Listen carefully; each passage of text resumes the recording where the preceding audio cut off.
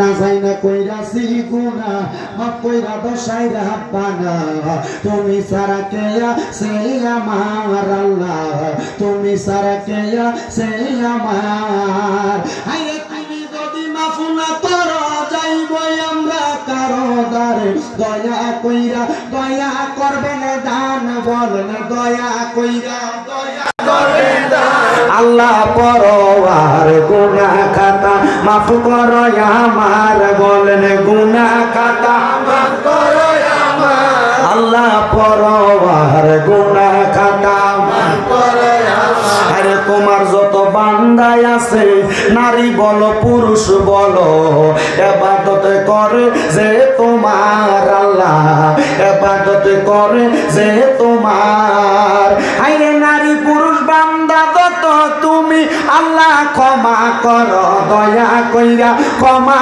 করবেন দান বলেন দয়া কইরা ক্ষমা করবেন দান আল্লাহ পরওয়ার গুনাহ খাতা মাফ করো আমার বলেন গুনাহ খাতা মাফ করো আমার আল্লাহ পরওয়ার গুনাহ খাতা মাফ করো আমার বাজানো আমার আল্লাহ তাআলা জানায়া দেয় জগতের বান্দার দলেরা ওয়াশকুরু নি'মাতাল্লাহি আলাইহিম ইন কুনতুম ইয়াহু তা'বুদুন আল্লাহ কয় বান্দারে তোমরা আমি আল্লাহর নিয়ামতের শুকরিয়া আদায় করো যদি তোমরা আমি আল্লাহর ইবাদত করো আমি জানতে চাই নামাজ রোজা হজ যাকাত দান সদকা যত রকমের ইবাদত আপনারা বলেন এই সকল ইবাদত করি আমরা একজনের জন্য তিনি কে আমার আল্লাহ কয় বান্দা যখন তোমরা আমি আল্লাহর শুকরিয়া আদায় করবা আমি আল্লাহ কি করি জানোনি আমার নবীর সাহাবায়ে কেরাম আমার নবীরে প্রশ্ন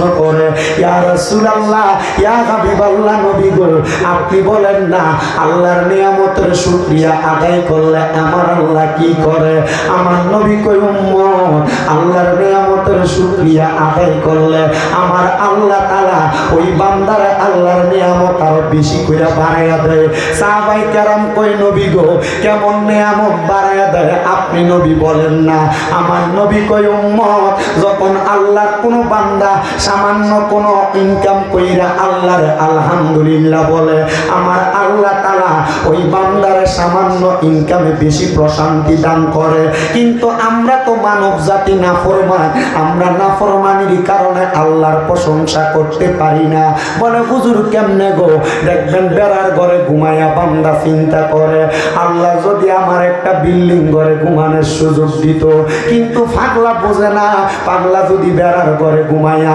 আল্লাহর শুকরিয়া আদায় করত আমার আল্লাহ বিল্ডিং ঘরের আরাম তার বেড়ার ঘরে দিত ও বন্ধুরে যেই ব্যক্তি একটা বিল্ডিং এ ঘুমায় সে চিন্তা করে আমার যদি আরেকটা বাড়ি হইতো আরেকটা ঘর হইতো বান্দা আল্লাহ তাআলার শুকরিয়া যদি আদায় করতা আমার আল্লাহ তাআলা একটার মধ্যে 10টার প্রশান্তি দান করত সাহাবীরা কয় নবী গো কেমন প্রশান্তি আমার আল্লাহ প্রদান করব আপনি বলেন না আমার নবী কয়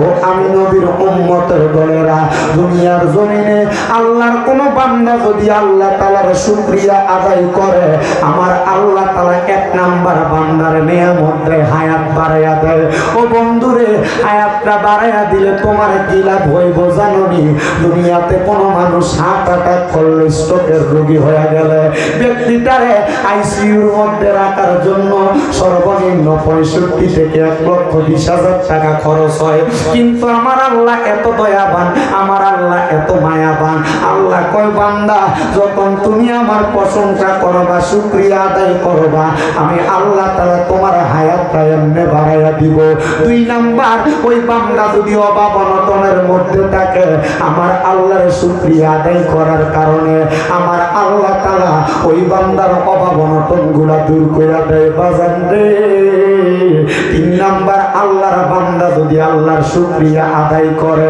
আমার আল্লাহ তাআলা বান্দা যদি বিপদে থাকে ওই বিপদ থেকে উদ্ধার করে দেয়। 4 নাম্বার, ওই বান্দা যদি দুনিয়ার জমিনে কোনো কঠিন রোগে আক্রান্ত হয়, আমার আল্লাহ তাআলা বান্দার কঠিন রোগ থেকে শেফা দান করে দেয়। 5 নাম্বার, বান্দা যদি আল্লাহ তাআলার শুকরিয়া আদায় করে ওই বান্দাটারে আমার আল্লাহ ঈমানের সাথে মরণ দান করে। জোরে জোরে কোন সুবহানাল্লাহ। ভাই আমার গভীর মনোযোগ, শুধু আমার আল্লাহ তাআলা ঈমানের সাথে মরণ দেয় না, আমরা এলাকার মানুষ মারা গেলে মানুষটারে যখন কবরের মধ্যে শোয়া দেয়, কোনো বিছানা নাই, বালিশ নাই, শোয়ার মতো কোনো জায়গা নাই, মাটির গর্তার ভিতরেই তো শোয়া দেয়। বন্ধু আমার গভীর মনোযোগ দিয়া শুনবা, আল্লাহর নবী কয় বান্দা যদি আল্লাহর শুকরিয়া আদায় করে আমার আল্লাহ তাআলার রহমতের 3 জন ফেরেশতা বান্দার কবরের মধ্যে একটা জান্নাতের বিছানা বিছায়া দেয়।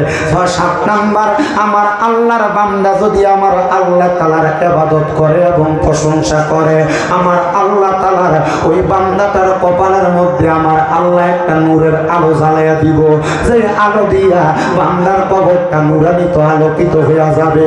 8 নাম্বার, ওই বান্দার কবরের মধ্যে যখন সওয়াল জবাব করার জন্য মুনকার নাকির 2 জন ফেরেশতার আগমন হবে, ওই 2 জন ফেরেশতার আগমনের সাথে সাথে আমার আল্লাহ তাআলার ওই ফেরেশতারা বলবে বান্দার চেহারার মধ্যে ঈমানের নূর আছে, আল্লাহ তাআলার তাজাল্লি আছে, বান্দার সওয়াল জবাব করা লাগবে না, তখন বান্দারে আমার আল্লাহ তাআলা এমনি মাফ করে দিবে। 9 নাম্বার, বান্দা যখন কবর থেকে হাসরের ময়দানে যাবে, হাসরের ময়দানে এমন ভয়ঙ্কর হবে, হাসরের ময়দানটা তামার চাইতে একবার গরম হবে, এই তামার চাইতে গরম হাসরের ময়দানে মানুষ গ্রামের সাগরের মধ্যে সাঁতার কাটবে, কারোর নাভি পরিমাণ, কারোর বুক পরিমাণ, কারোর গলা পরিমাণ তারা সাঁতার কাটতে থাকবে। নবী আমার পয়গম্বর 9 নাম্বার পুরস্কার হইল আল্লাহর কোন বান্দা যদি আমার আল্লাহ তাআলার প্রশংসা করে আমার আল্লাহ তাআলা ওই বান্দার হাসরের ময়দানে লয় হামদের পতাকার নিচে জায়গা করে দিব। সবাই যদিও ওই জায়গার মধ্যে কষ্টে থাকবো কিন্তু বান্দা আল্লাহর প্রশংসা করলে কষ্ট থাকবে না। আর 10 নাম্বার পুরস্কার, বান্দার সামনে ফুলসেরাত নামক একটা জায়গা থাকবে, ওই ফুলসেরাতটা পাড়ি দেওয়া বড় ভয়ঙ্কর, বান্দা তরবারির চাইতে ধারালো রাস্তাটা, কিন্তু বান্দা যদি আমার আল্লাহ তাআলার প্রশংসা করে আমার আল্লাহ তাআলা বিসমিল্লাহ বিসমিল্লাহ করে বান্দা পাও রাখবো, আলহামদুলিল্লাহ বলার সাথে সাথে বান্দারে ওই ফুলসেরাতটা পার করে দিব। আসলে আমার ভাই বাবারা, ওই আল্লাহর প্রশংসা করলে যে এত বরকত এত রহমত পাওয়া যায়, আমরা ওই আল্লাহ তাআলার একটু প্রশংসা করব। তো প্রশংসা কেমনে করে এটা তো আমি বললে হবে না, আমার নবী কি বলে আমাদেরকে একটু বুঝতে হবে। নবীজির প্রখ্যাত হাদিস বিশারদ হযরত জাবের ইবনে সামুরা রাদিয়াল্লাহু তাআলা আনহু বলেন, ইয়া রাসূলুল্লাহ, ইয়া হাবিবাল্লাহ, নবী গো আপনার কাছে জানতে চাই আমার আল্লাহ তাআলা রাজি এবং খুশি হয় কেমনে? হযরত জাবের ইবনে সামুরা বলে, আমার নবীজির জবান মুবারকে বলতে শুনলাম, আমার আল্লাহকে খুশি করার জন্য আল্লাহর কোন বান্দা যদি আমার আল্লাহর ইবাদত করে মানে সিজদা দেয় আমার আল্লাহ তাআলা ওই বান্দার শুকরিয়াটা কবুল করে নেয়। 2 নাম্বার, ওই বান্দা যখন আল্লাহ তাআলার কোরআন শরীফের তেলাওয়াত করব আমার আল্লাহ তাআলার শুকরিয়া আদায় হয়ে যাইব। জোরে জোরে কোন সুবহানাল্লাহ। 3 নাম্বার, ওই বান্দা যদি তার আম্মা আব্বারে খুশি করে আমার আল্লাহ তাআলার শুকরিয়া প্রশংসা আদায় হয়ে যায়। আসেন না রে বাবা, আজকে এই এলাকার হযরতে পরান গাজী রহমাতুল্লাহ আলাইহির মাহফিলে আমরা কোনো গুনার লক্ষ্যে বসি নাই, ইবাদতের লক্ষ্যে বসেছি। ইবাদতের লক্ষ্যে মুহাব্বতের আওয়াজে উচ্চ কণ্ঠে আমার আল্লাহ তাআলার কোরআনুল কারীমের তেলাওয়াত করেন আর পড়েন আউযু বিল্লাহি মিনাশ শাইতানির রাজীম বিসমিল্লাহির রাহমানির রাহিম ইয়া আইয়ুহাল্লাযীনা আমানুত্তাকুল্লাহা ওয়াল তানজুর নাফসুম মা কদ্দামাত লিগাদিন ওয়াত্তাকুল্লাহা ইন্নাল্লাহা খাবীরুম বিমা তা'মালুন ওয়ালা তাকুনু কাল্লাযীনা নাসুল্লাহা ফাআনসাহুম আনফুসাহুম উলাইকা হুমুল ফাসিকুন লা يستوي أصحاب النار وأصحاب الجنة أصحاب الجنة هم الفائزون وقال في حديث الشريف عن أنس رضي الله تعالى عنه قال سمعت رسول الله صلى الله عليه وسلم يقول ألا أنبئكم بخياركم قالوا بلى يا رسول الله قال خياركم الذين إذا ركزوا إلى الله عز وجل رواه ابن ماجه أو كما قال عليه الصلاة والسلام وقال في حديث الشريف قال النبي صلى الله عليه وسلم في رواية الحديث ألا أخبرك عن ملوك الجنة قلت بلى يا رسول الله قال رجل ضعيف مستضعف ذو تمرين لا يغبر له لو أقسم على الله لا أبره رواه ابن ماجه أو كما قال عليه الصلاة والسلام وقال في شان حبيبه ومحبوبه ومعشوقه مخبرا وآمرا إن الله وملائكته يصلون على النبي يا أيها الذين آمنوا صلوا عليه وسلموا تسليما اللهم صل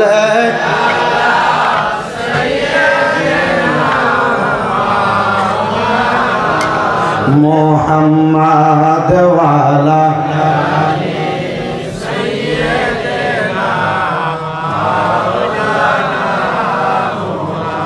আমি আমার নীলাখাত এলাকার ভাই বাবাদের কাছে জানতে চাই, আপনারা বলেন আমার নবীজির উপর দুরূদ আদায় করলে লাভ আছে না নাই? মুহাব্বতের আওয়াজে কোন লাভ আছে না নাই? আমি যদি কেবলই কেমন লাভ, আপনারা বলবেন হুজুর অনেক লাভ, কিন্তু আমার নবী দুরুদের কেমন লাভের কথা বলে। বাজান আমার দুরুদ কেন পড়বেন আর কোন লাভের কারণে পড়বেন আমি আপনাদেরকে বলি। দুরুদ সবার কপালে নাই, দুরুদ পড়ে তারা মুমিন হয় যারা। আমরা মুমিন, এই জন্য আমরা বেশি বেশি দুরুদ আদায় করি। বলে হুজুর আমরা সুন্নিরারে অপবাদ দেয়, আমরা শুধু নবী নবী করি। আরে কেন নবী নবী করব না? আমার নবীর আম্মা, নবীর ফুফি আম্মা তারা বলতেছে নবী যখন দুনিয়াতে আগমন করছে আমার নবীজি সেজদার মধ্যে পইড়াইয়া উম্মতি উম্মতি কইয়া কাঁদছে। আরে শুধু উম্মতি কইয়া কান্দে নাই, আমার দয়াল নবী দুনিয়া থেকে যাওয়ার পরেও হযরত আব্দুল্লাহ ইবনে আব্বাস রাদিয়াল্লাহু তাআলা আনহু বলেন আমার নবীজিরে রওজা মুবারকে উম্মত উম্মত বইলা কান্দতে আমি আব্দুল্লাহ ইবনে আব্বাস স্বপ্ন দেখছি।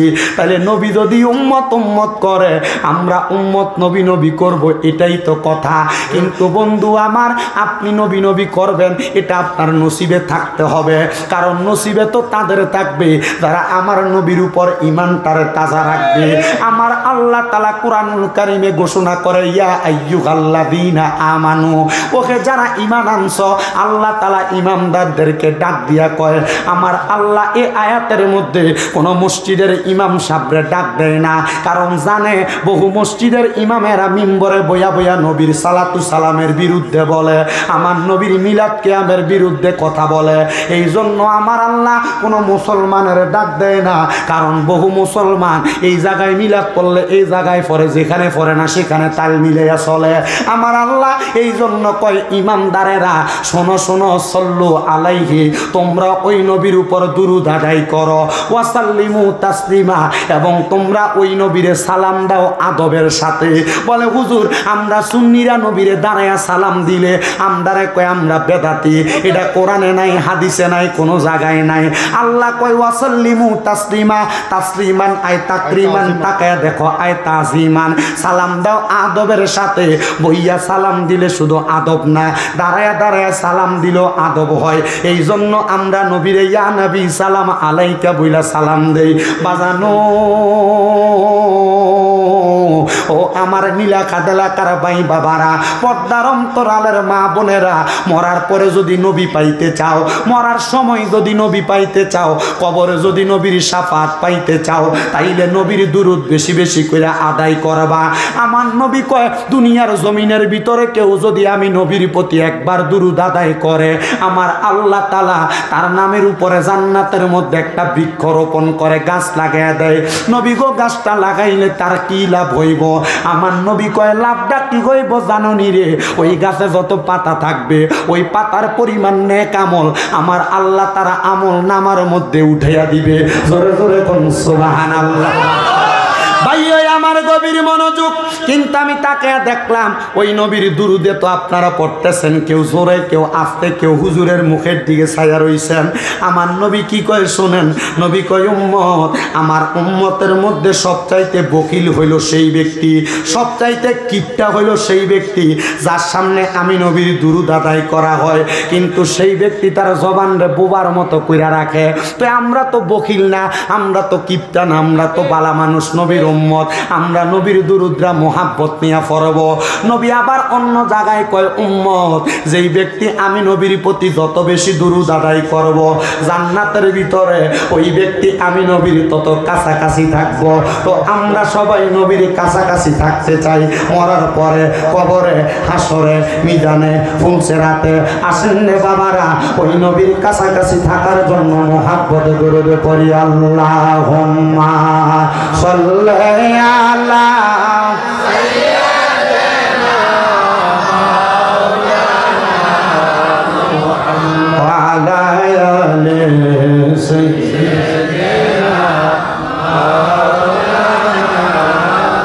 বেবে দেখো মনে মনে প্রেম করছ নবীর সনে, বেবে দেখো মনে মনে প্রেম করছ নবীর সনে, নইলে ঠেকবা রোজা সরে মোহাম্মদ ইয়া রাসূলুল্লাহ।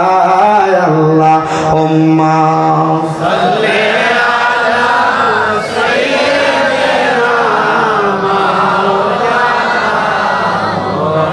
ওয়া আলা আলি সাইয়্যিদিনা মাওলানা। নূর নবীজির ফসিনা মুবারক মেশকার চাইতে আরো সুগ্রাণ, সাহাবীরা আতর রূপে করতেন তাহা ব্যবহার। আল্লাহুম্মা সাল্লি আলা সাইয়্যিদিনা মাওলানা মুহাম্মদ ওয়া আলা আলি সাইয়্যিদিনা মাওলানা। দেখা দিয়া শান্তি করো নবী আশাকেরি, এই অন্তর দেখলে ছবি পাগল হবি, তাই তো নবীর দামান দর। আল্লাহুম্মা সাল্লি আলা সাইয়্যিদিনা মাওলানা মুহাম্মদ ওয়া আলা আলি সাইয়্যিদিনা। অবশ্যই তুমি শেষ না বলতে লা ইলাহা ইল্লাল্লাহ, লা ইলাহা ইল্লাল্লাহ, লা ইলাহা আইরে আল্লাহ সারা মাবুদ নাই, আমার নবীজি সারা ও পাই নাই। বলেন আল্লাহ সারা মাবুদ নাই, আমার নবীজি সারা ও পাই নাই। ওই নবী নবীকে পাইতে হইলে ওই নবীকে পাইতে হইলে আল্লাহর ওলিদের দয়া ছাড়াই লা ইলাহা ইল্লাল্লাহ আইরে নামাজ রোজা চাই রহনা কেহ মা বাবার খেদমত চাই রহনা বল নামাজ রোজা চাই রহনা কেহ মা বাবার খেদমত চাই রহনা আমার নবীর দরদ হইল না বল নবীর আমার নবীও তোমায় ভুলবে না লা ইলাহা ইল্লাল্লাহ আইরে অনেক দূরে মদিনা আমরা কেমনে যাব জানি না আপনারা বলেন নিরাকাত এলাকার ভাই বাবারা আমরা সবাই মদিনা যাইতে চাই কি চাই না কারা কারা যাইতে চাই ডান হাত তুলে আমার আল্লাহরে দেখাই আর জবানটা খুলে একটা তাকবীর দেন না রে তাকবীর আব্বা এটা দিয়া কেমনে মদিনা যাইবা অল্প কিছুদিন হয় আমি মদিনা দেখাইছি আমার চুলগুলা দেখেন লম্বা চুল ছিল আমি আমার নবীজির রওজার সামনে যে আমার চুলগুলাতে এইভাবে দুই হাত দিয়া মুঠ করে ধরছি ধরে কইছি আর রাসূলুল্লাহ লম্বা চুল রাখার কারণে মানুষ বন্ড কয় নবী গো আপনার সুন্নত রাখার লক্ষ্যে আমি যে চুলগুলা রাখলাম মানুষ যে বন্ড কয় এরা তো কবিরা গুনার শিকার হইতাছে ইয়া রাসূলুল্লাহ হজ করার কারণে তো চুলগুলা কাইটা ফালাইয়া দিমু কিন্তু নবী আর কোন দিন আমি চুলগুলা লম্বা করবো আর আপনার সুন্নত রাখবো আমি বলতে পারি না তবে এতটুক কথা আপনি নবী রওজার সামনে আইসা বইলা যায় নবী গো যেদিন আমি হাদিস শরীফ পড়ছি মান যারা কবরি ওয়াজাবাত লাহু শাফাআতি ইয়াউমাল কিয়ামা যেই ব্যক্তি নবীর রওজা জিয়ারত করলো তার জন্য সুপারিশ করা আমার নবীর জন্য অত্যাবশ্যক হইয়া যায় নবী যদি সুপারিশ করে তার জন্য জান্নাত ওয়াজিব হইয়া যায় ইয়া রাসূলুল্লাহ আমি নিয়ত করছিলাম আমার মরণের আগে আপনার রওজা মুবারক আমি একবার দেখতাম কিন্তু নবী গো এত তাড়াতাড়ি যে আমার আল্লাহ তাআলা আমার দোয়াটা কবুল করবে আমি বুঝতে পারি নাই আজ আপনি নবীর রওজার সামনে আসছি আপনার রওজার সামনে আইসা আমি কত রঙের খেলা দেখছি অনেক মহিলা দেখছি মালয়েশিয়ান মহিলা 10-15 জন একসাথে মদিনা শরীফের একবারে কেবলা থেকে সবুজ গম্বুজের দিকে তাকায় তাকায় চোখের পানি ফালায়া কান্দে আমার লগের একজন ভাই বাবু সালাম দরজাটা দিয়া যখন ঢুকে আমার নবীজির রওজার সামনে তাইয়া আমি দেখলাম চোখ দিয়া টপ টপাইয়া পানি দি পরে মুখ দিয়া কথা কইতাছে আমি জিগাইলাম ভাই আপনার চোখ দিয়া দি পানি পড়তাছে কারণটা কি কই হুজুর আপনার চোখেও তো পানি দেখা যায় আপনি কি লাগা কান্দেন আমি কইলাম ভাই আমি জানি না চোখের পানি কেন আসে আমি তো প্রথমবার আসছি আমারে ডাক দিয়া কই হুজুর নবীর কোন সাচ্চা পাক্কা প্রেমিক যদি নবীর রওজার সামনে চলে আসে সে চোখের পানি দি ধরে রাখতে পারে না আমি আমার নবীজির রওজার সামনে দাঁড়ায়া দাঁড়ায়া কইছি ইয়া রাসূলুল্লাহ নবী গো আমার স্বপ্ন ছিল আপনার রওজা মুবারক দেখব কিন্তু এখন আপনার রওজা দেখার পর আমার মনে একটা আশা জন্মাইছে কাফেররা আপনি নবীরে দেখছে আবু জাহেল দেখছে ঈমান আনছে না আবু বকর দেখা আপনি নবীর প্রতি ঈমান আনছে নবী গো আমি যেন মরণের আগে আপনি নবীর ঘুমের ঘরে স্বপ্নে হইলে একবার দিদার পাই আরেকটা কথা বইলা দিয়া যাই গো নবী আর কোন দিন আপনার কাছে আনবেন আমি জানি না তবে একটা কথা গো নবীজি বাংলাদেশের জমিনে কত মানুষেরা আর লইয়া ওয়াজ মাহফিলে দুরুদ সালাম আদায় করি এরা তো মদিনাতে আসতে চায় এদেরকে মরণের আগে একবার মদিনা শরীফ আইনেন বলে হুজুর মদিনা যাওয়ার লাগে তো পাগল হওয়ার কি আছে আব্বা জানুনি রে মদিনায় গেলে তোমার জান্নাত ওয়াজিব হইব মক্কায় যে হজরে হাজরে আসওয়াদ পাথরে চুমা দিলে তোমার জীবনের গুনাহ হাজরে আসওয়াদ পাথরের ভিতরে চলে যাবে কিন্তু মক্কা থেকে আসার পরে তুমি গুনাহ করলে আবার আমল নামায় গুনাহ লেখা হবে কিন্তু নবীর রওজায় সালাম দেওয়ার কারণে আমার নবী তো তোমার জন্য সুপারিশ করবে সালাম দেওয়ার কারণে এটা আদায় হয়ে গেছে আমার নবী তোমার জন্য সুপারিশ করবে যদিও তুমি গুনাহগার হও বলে হুজুর কি বলেন গুনাহগারের জন্য নবী সুপারিশ করব আমার নবী হাদিস বর্ণনা করে শাফাআতি লি আহলিল কাবাইরি মিন উম্মতি আমার উম্মতের ভিতরে কবিরা গুনাহ করনেওয়ালা উম্মতের আমি নবী সুপারিশ করে জান্নাতে লইয়া যাবো বাইরা বাবারা বন্ধুরা রে তোমার কাছে 2-3 লাখ টাকা হইলে তুমি জায়গা জমি কিনো একটু কম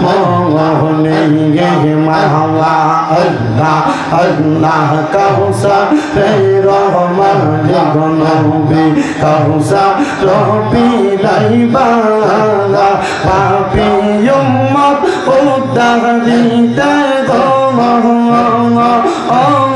নবী সাজদাতে পড়িবা গো নবী দয়াল নবী তুমি গুণ মগনে মারহাবা আল্লাহ আল্লাহ আল্লাহ আল্লাহ নবী সারা আপন কে গনা হায়রে মুমিন বাগাই নবী সারা আপন কে গনা মারহাবা আল্লাহ আল্লাহ ইয়া রাহমাতুল লিল আলামিন আপনি উম্মতের জামিনে উম্মত সারা কিছু বোঝেন না মারহাবা আল্লাহ আল্লাহ উম্মতের লাগিয়া সাজদায় থাকবেন পড়িয়া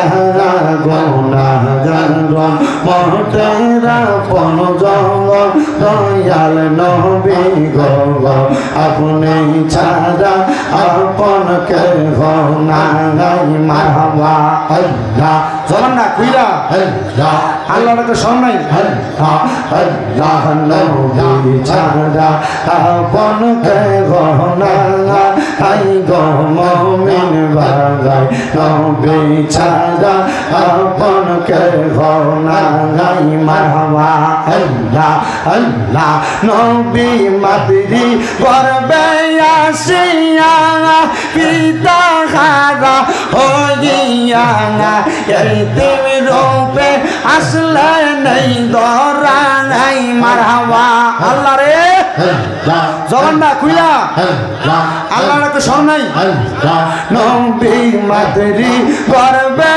আসিয়া পিতা হারা হইয়া এই তুমি রূপে আসলে নেই ধরা নাই নবীর পবিত্র মুখে দুধ খাইলেন যার ওকে দন্ন হইল বিবি হালিমা আইরে মুমিন বাগাই নবী সারা আপন কে নাই মারহাবা আল্লাহ আল্লাহ আল্লাহ আরাম পাতায় জাঙ্গাম পাতায় কত পানি জরে শহীদায়ের গোসল দেব বড়ই পাতার জলে মারহাবা আল্লাহ আল্লাহ আতর গোলাপ সুরমা চন্দন সেটাই দিব রে আতর গোলাপ সুরমা চন্দন সেটাই দিব রে ও প্রাণের মোহ ওর সিরে তুমি ধীরে ধীরে ফিরে ফিরে চালা আইয়ো রে মারহাবা আল্লাহ আল্লাহ তোমায় ডাক দিলে শেখের দিকে চালাইও রে পরাণ গাছি ডাক দিলে শেখের প্রাণ চালাইও রে ও প্রাণের মোহ ওর সিরে তুমি ধীরে ধীরে ফিরে ফিরে চালা আইয়ো রে মারহাবা আল্লাহ আল্লাহ চন্দ্র রাইতে আই সব মুর্শিদ চন্দ্র রবা তোমার গলাই দিব পরাণ গাছি প্রেমের মারহাবা আল্লাহ আল্লাহ আল্লাহ চন্দ্র রাইতে আই সব পরাণ গাছি চন্দ্র রবা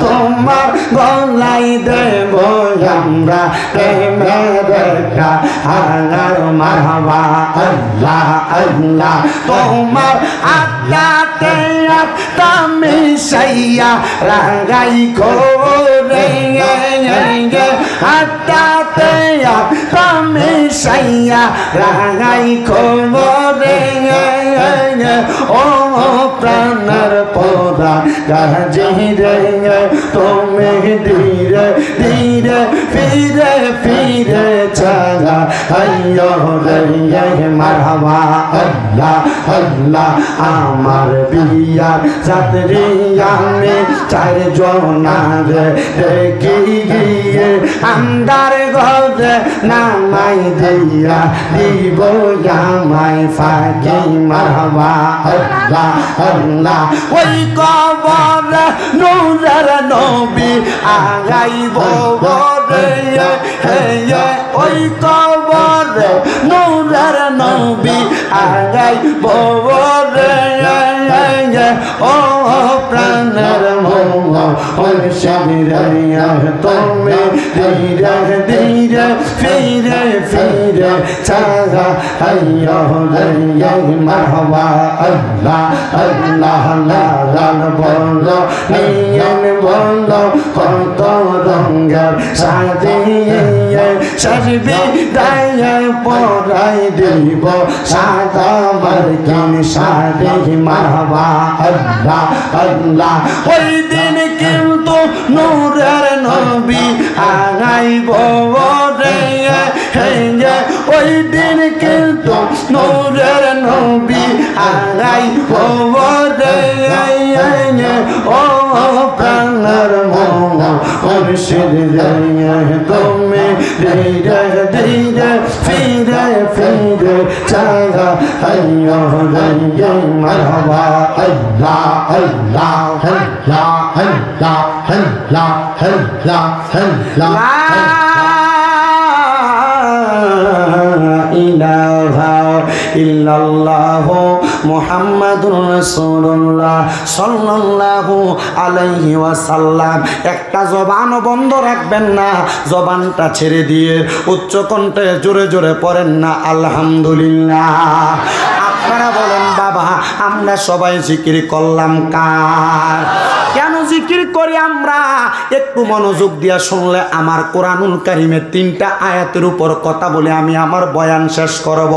আমার আল্লাহ তাআলা কোরআনুল কারীমের মধ্যে ঘোষণা করেছেন ইয়া আইয়ুহাল্লাযীনা আমানু, ওহে যারা ঈমান এনেছো, ইত্তাকুল্লাহ তোমরা আল্লাহকে ভয় করো, ওয়াল তানজুর তোমাদের প্রত্যেকের তাকানো উচিত নাফসুম্মা কদ্দামাত লিগাদ তোমাদের পূর্ববর্তীদের দিকে তারা আগের জন্য কি প্রেরণ করেছে।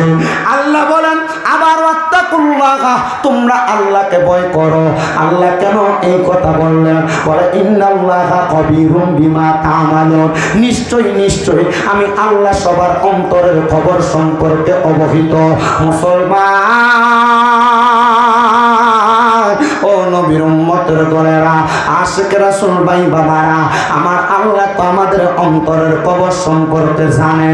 আমরা যারা এই মাহফিলে বসলাম, আমরা কোন আশায় নিয়ে বসলাম, কোন অন্তরের মধ্যে এরাদা নিয়ে বসলাম, একটু চিন্তাধারা করে বসার প্রয়োজন। এই জন্য আমার আল্লাহ বলেন বান্দা ওয়ালা তাকুনু, তোমরা তাদের মতো হয়ো না, কাল্লাযিনা যাহারা নাসুল্লাহা ফাআনসাহুম আনফুসাহুম উলাইকা হুমুল ফাসিকুন, যারা তাদের নিজের কথা ভুলে গেছে, নিজের নফসের কথা ভুলে গেছে, আমি আল্লাহ তাদেরকে ভুলে রাখছি। এরা আর কেউ না রে, এরা হইল ফাসিক। আল্লাহ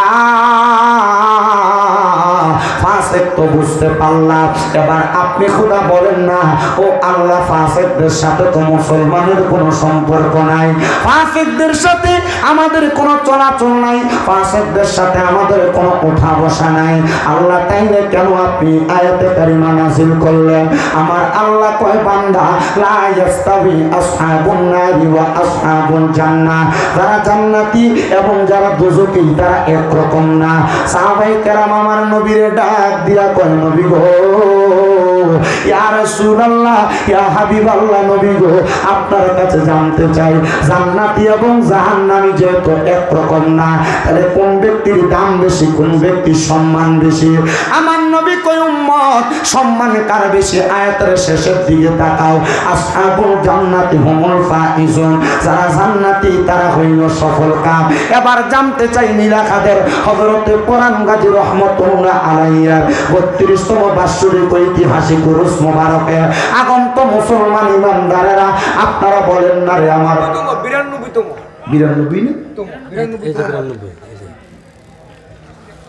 92তম ঐতিহাসিক উরুস মোবারকের আগন্তুক আমার ভাই বাবারা যেহেতু জান্নাতীদের এত দাম জান্নাতীদের এত মর্যাদা আমরা সবাই ওই জান্নাতীদের কাতারে আমাদের নামটা লেখাইতে চাই কি চাই না আস্তে কইছে জোরে কন্যা চাই কি চাই না মুসলমান ইমানদারেরা বলে হুজুর কেমনে জান্নাতীদের কাতারের মধ্যে নাম লেখাইবো জান্নাতি হইল তারা আল্লাহ জান্নাতি কারা তাদের পরিচয় বলেন না আমার আল্লাহ এবার কুরআনুল কারীমে বলেন ইন্নাল্লাযীনা আমানু ওয়া আমিলুস সালিহাতি উলাইকা হুম খায়রুল বারিয়া জবান খুলে উচ্চ কণ্ঠে জোরে জোরে পড়েন আল্লাহু আকবার আমার আল্লাহ ডাক দিয়া কয় বান্দা নিশ্চয় যারা ঈমান আনে এবং নেক আমল করে আমি আল্লাহ বললাম এরাই হইল দুনিয়ার সবচাইতে ভালো মানুষ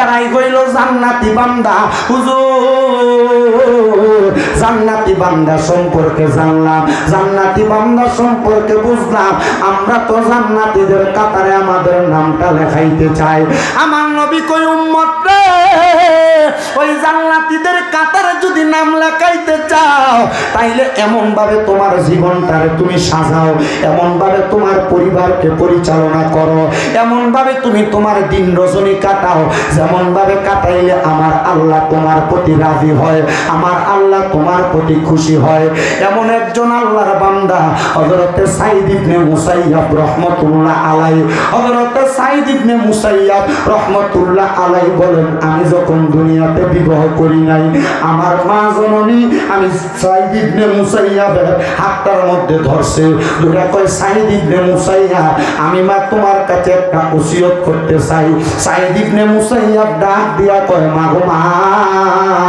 কি নসিহত করবা মা ডাক দিয়া কয় সাঈদ ইবনে মুসাইয়াব আমি মা চাই তুমি সন্তান যেন আমি মা জননীর আদেশগুলা মাইনা চলো সাঈদ ইবনে মুসাইয়াব কয় মা আপনার আদেশ না মানলে তো আল্লাহর আদেশ আমি মানলাম না আমি সন্তান আপনার আদেশ মানব ও মা আপনি কি বলতে চান বলেন না গো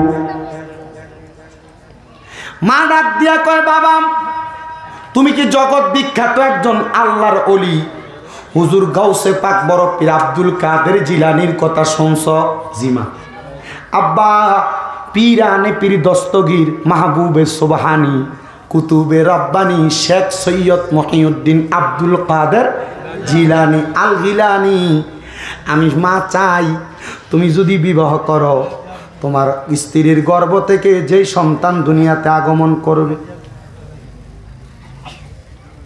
যেই সন্তান আগমন করবে এই সন্তানটারে তুমি গৌসে পাক হুজুর আব্দুল কাদের জিলানীর অনুসারী বানাইবা সাঈদ ইবনে মুসাইয়াব কয় মা আপনি যেহেতু বলছেন আপনার কথা শুনবো তবে মা কেন আপনি গাউসে পাকের অনুসারী বানানোর কথা বললেন ওই মা ডাক দিয়া কয় বাবা হুজুর বড় পীর গাউসে পাকের 11টা বরকতওয়ালা নাম আছে যেই বরকতওয়ালা 11টা নাম যদি কোনো মানুষ অনুকরণের মাধ্যমে রাখে তরিকতের বাসায় ওই ব্যক্তি দুনিয়াতে গাউসে পাকের গাউসিয়তের চাদর দ্বারা মোড়ানো থাকে গাউসে পাকের চাদর দ্বারা যেই ব্যক্তি মোড়ানো থাকে মানে গাউসে পাকের গাউসিয়তের তলে যেই ব্যক্তিটা থাকে আমার গাউসে পাক সব সময় তার সহযোগিতা করে বলে বাবা ওই 11টা নাম কি ওই 11টা নাম তো আমাদের জানার বড় প্রয়োজন আমি দেখি আপনাদেরকে 11টা নামটা শোনানোর চেষ্টা করি হুজুর গাউসে পাকের 1 নাম্বার নাম সৈয়দ মহিউদ্দিন আমরুল্লাহ 2 নাম্বার নাম শেখ মহিউদ্দিন ফাদলুল্লাহ 3 নাম্বার নাম আউলিয়া মহিউদ্দিন আমানুল্লাহ 4 নাম্বার নাম মইসকিন মহিউদ্দিন নুরুল্লাহ 5 নাম্বার নাম গাউস মহিউদ্দিন কুতুবুল্লাহ 6 নাম্বার নাম সুলতান মহিউদ্দিন সাইফুল্লাহ 7 নাম্বার নাম খাজা মহিউদ্দিন ফরমানুল্লাহ 8 নাম্বার নাম মাকদুম মহিউদ্দিন বুরহান বুরহানুল্লাহ, 9 নাম্বার নাম দরবেশ মহিউদ্দিন আয়াতুল্লাহ, 10 নাম্বার নাম বাদশাহ মহিউদ্দিন গাউসুল্লাহ, 11 নাম্বার নাম ফকির মহিউদ্দিন মুশাহিদুল্লাহ। এই 11 নামের তাসির যদি কোনো মানুষের সিনার মধ্যে ঢুইকা যায়, এই ব্যক্তির অন্তর পরিবর্তন হইয়া যায়, কলব পরিবর্তন হইয়া যায়। আশেক তো সুরে সুরে গাউসে পাকের শানে লেখে, আরে অলিদের অলি যিনি গাউসুল আজম জিলানি, অলিদের অলি যিনি গাউসুল আজম জিলানি, বাগদাদে জন্ম কুতুবে রাব্বানি। বলেন বাগদাদে জন্ম কুতুবে, বংশ তোমার হাসান হুসাইনি, তুমি হইলা মা ফাতেমার নয়নের মনি। বলেন বংশ তোমার হাসান হুসাইনি, তুমি হইলা মা ফাতেমার নয়নের মনি। দয়ার নজর করো আমায় ও গো গাউসে সামদানি, দয়ার নজর করো আমায় ও গো গাউসে সামদানি, বাগদাদে জন্ম কুতুবে রাব্বানি। বলেন অলিদের অলি যিনি গাউসুল আজম জিলানি, অলিদের জিলানি, বাগদাদে জন্ম কুতুবে রাব্বানি। বলেন বাগদাদে জন্ম কুতুবে রাব্বানি। তোমার কাঁধে নবীজির কদম, সব অলিদের কাঁধে তুমি গাউসের কদম। বলেন তোমার কাঁধে নবীজির কদম, সব অলিদের কাঁধে তুমি গাউসের কদম। মুর্দা কলব জিন্দা করো ও গো গাউসে সামদানি, মুর্দা কলব জিন্দা করো ও গো গাউসে সামদানি, বাগদাদে জন্ম কুতুবে রাব্বানি। বলেন অলিদের অলি যিনি গাউসুল আজম জিলানি, অলিদের জিলানি, বাগদাদে জন্ম কুতুবে রাব্বানি। হায়রে বাগদাদে জন্ম কুতুবে রাব্বানি। আমার বাইরা বাবারা বন্ধুরা, হযরতে সাইদ ইবনে মুসাইয়াব বলে, মা যেহেতু আপনি বলেছেন আমার বিবাহের পরে আমার সন্তানটারে গাউসে পাকের অনুসারী বানাইতাম, মা গো মা আপনার কথা মোতাবেক আমি আমার সন্তানটারে গাউসে পাকের অনুসারী বানাইমো, কিন্তু মা বিবাহ করার মতো এমন কোন মেয়ে তো খুঁজে পাই না। বলে আব্বারে কেমন মেয়ে তুমি চাও? বলে আমার নবী বলছে একটা মেয়ে মানুষ জান্নাতে যাওয়ার জন্য 4টা সম্পদ দরকার। কয়টা সম্পদ? 4টা সম্পদ দরকার। 1 নাম্বার হলো নামাজ, 2 নাম্বার রোজা, 3 নাম্বার লজ্জা হেফাজত করা, লজ্জাস্থানের হেফাজতকারী, 4 নাম্বার হইল স্বামীর আদেশ মান্যকারী। মা গো মা এমন একটা জামানার মধ্যে আইসা পৌঁছাইলাম, মাইয়ারা তো নামাজ পড়তে চায় না, দুনিয়ার রং তামাশা লইয়া ব্যস্ত থাকে। ও মা মাইয়ারা তো পর্দা করতে চায় না, দুনিয়ার রং তামাশা লইয়া ব্যস্ত থাকে। এরা এদের শরীর মানুষের কাছে দেখে দেখে বেড়ায়। বলে হুজুর কেমন কথা বললেন? কই আমরা তো দেখি না মেয়েরা কেমনে শরীর দেখে বেড়ায়। আমার নবী কয় উম্মত মেয়েরা কেমনে শরীর দেখে বেড়ায় জানো? আমি নবী যখন মেরাজের মধ্যে গেলাম, যাওয়ার পরে আমি 3 জাতের মহিলা দেখছি। এক জাতের মহিলাদেরকে দেখলাম যাদের স্তনগুলার মধ্যে গরম রড লাগিয়ে দিয়ে আগুনে সেক দেওয়া হইতেছে। নবী গো তারা কারা? ওই মহিলাদের পরিচয় বলেন না। আমার নবী কই ওই মহিলা আর কোন মহিলা না, ওই মহিলা হইল যারা পোশাক পরে উলঙ্গ ভাবে ঘুরে বেড়াইছে। ওই মহিলা তারা দেখবেন আপনার মেয়ে, আপনার বউ, আপনার ভুইনে, আপনার মায়ে এমন বোরকা পরে, এমন জামা কাপড় পরে, এমন টাইট ফিটিং পোশাক পরে। এটার কারণে তাদের শরীর উলঙ্গ থাকলে যেমন দেখা যাইতো, পোশাক পরলে ঠিক এমনই বোঝা যায়। আমি বলবো রে নীলাকাত এলাকার মা বোনের, যুবকেরা, পর্দার অন্তরালের আমার আম্মুজিরা, আমার ভাই বাবারা, যদি তোমরা আল্লাহ তাআলার কাছে তোমার মা বোন, তোমার স্ত্রী, তোমার কন্যাটারে যদি ভালো বানাইতে চাও, তাইলে তোমরা তাদেরকে পর্দার অন্তরালে ঢুকাও, নচেত আমার আল্লাহর কাছে জবাব দিতে পারবা না। ভাই আমার সাইদ ইবনে মুসাইয়াব তার মারে ডাক দিয়া কয়, মা এমন কোন কন্যা তো পাই না। বলে আব্বা জান তুমি চইলা যাও জঙ্গলার মধ্যে, মুরাকাবা করো, মুরাকাবা কইরা দেখো আল্লাহ তাআলা কোথায় তোমার জন্য উত্তম ব্যবস্থা রাখছে। অনেক মানুষ মাঝে মাঝে এই তুই শেয়ার নিচে বল,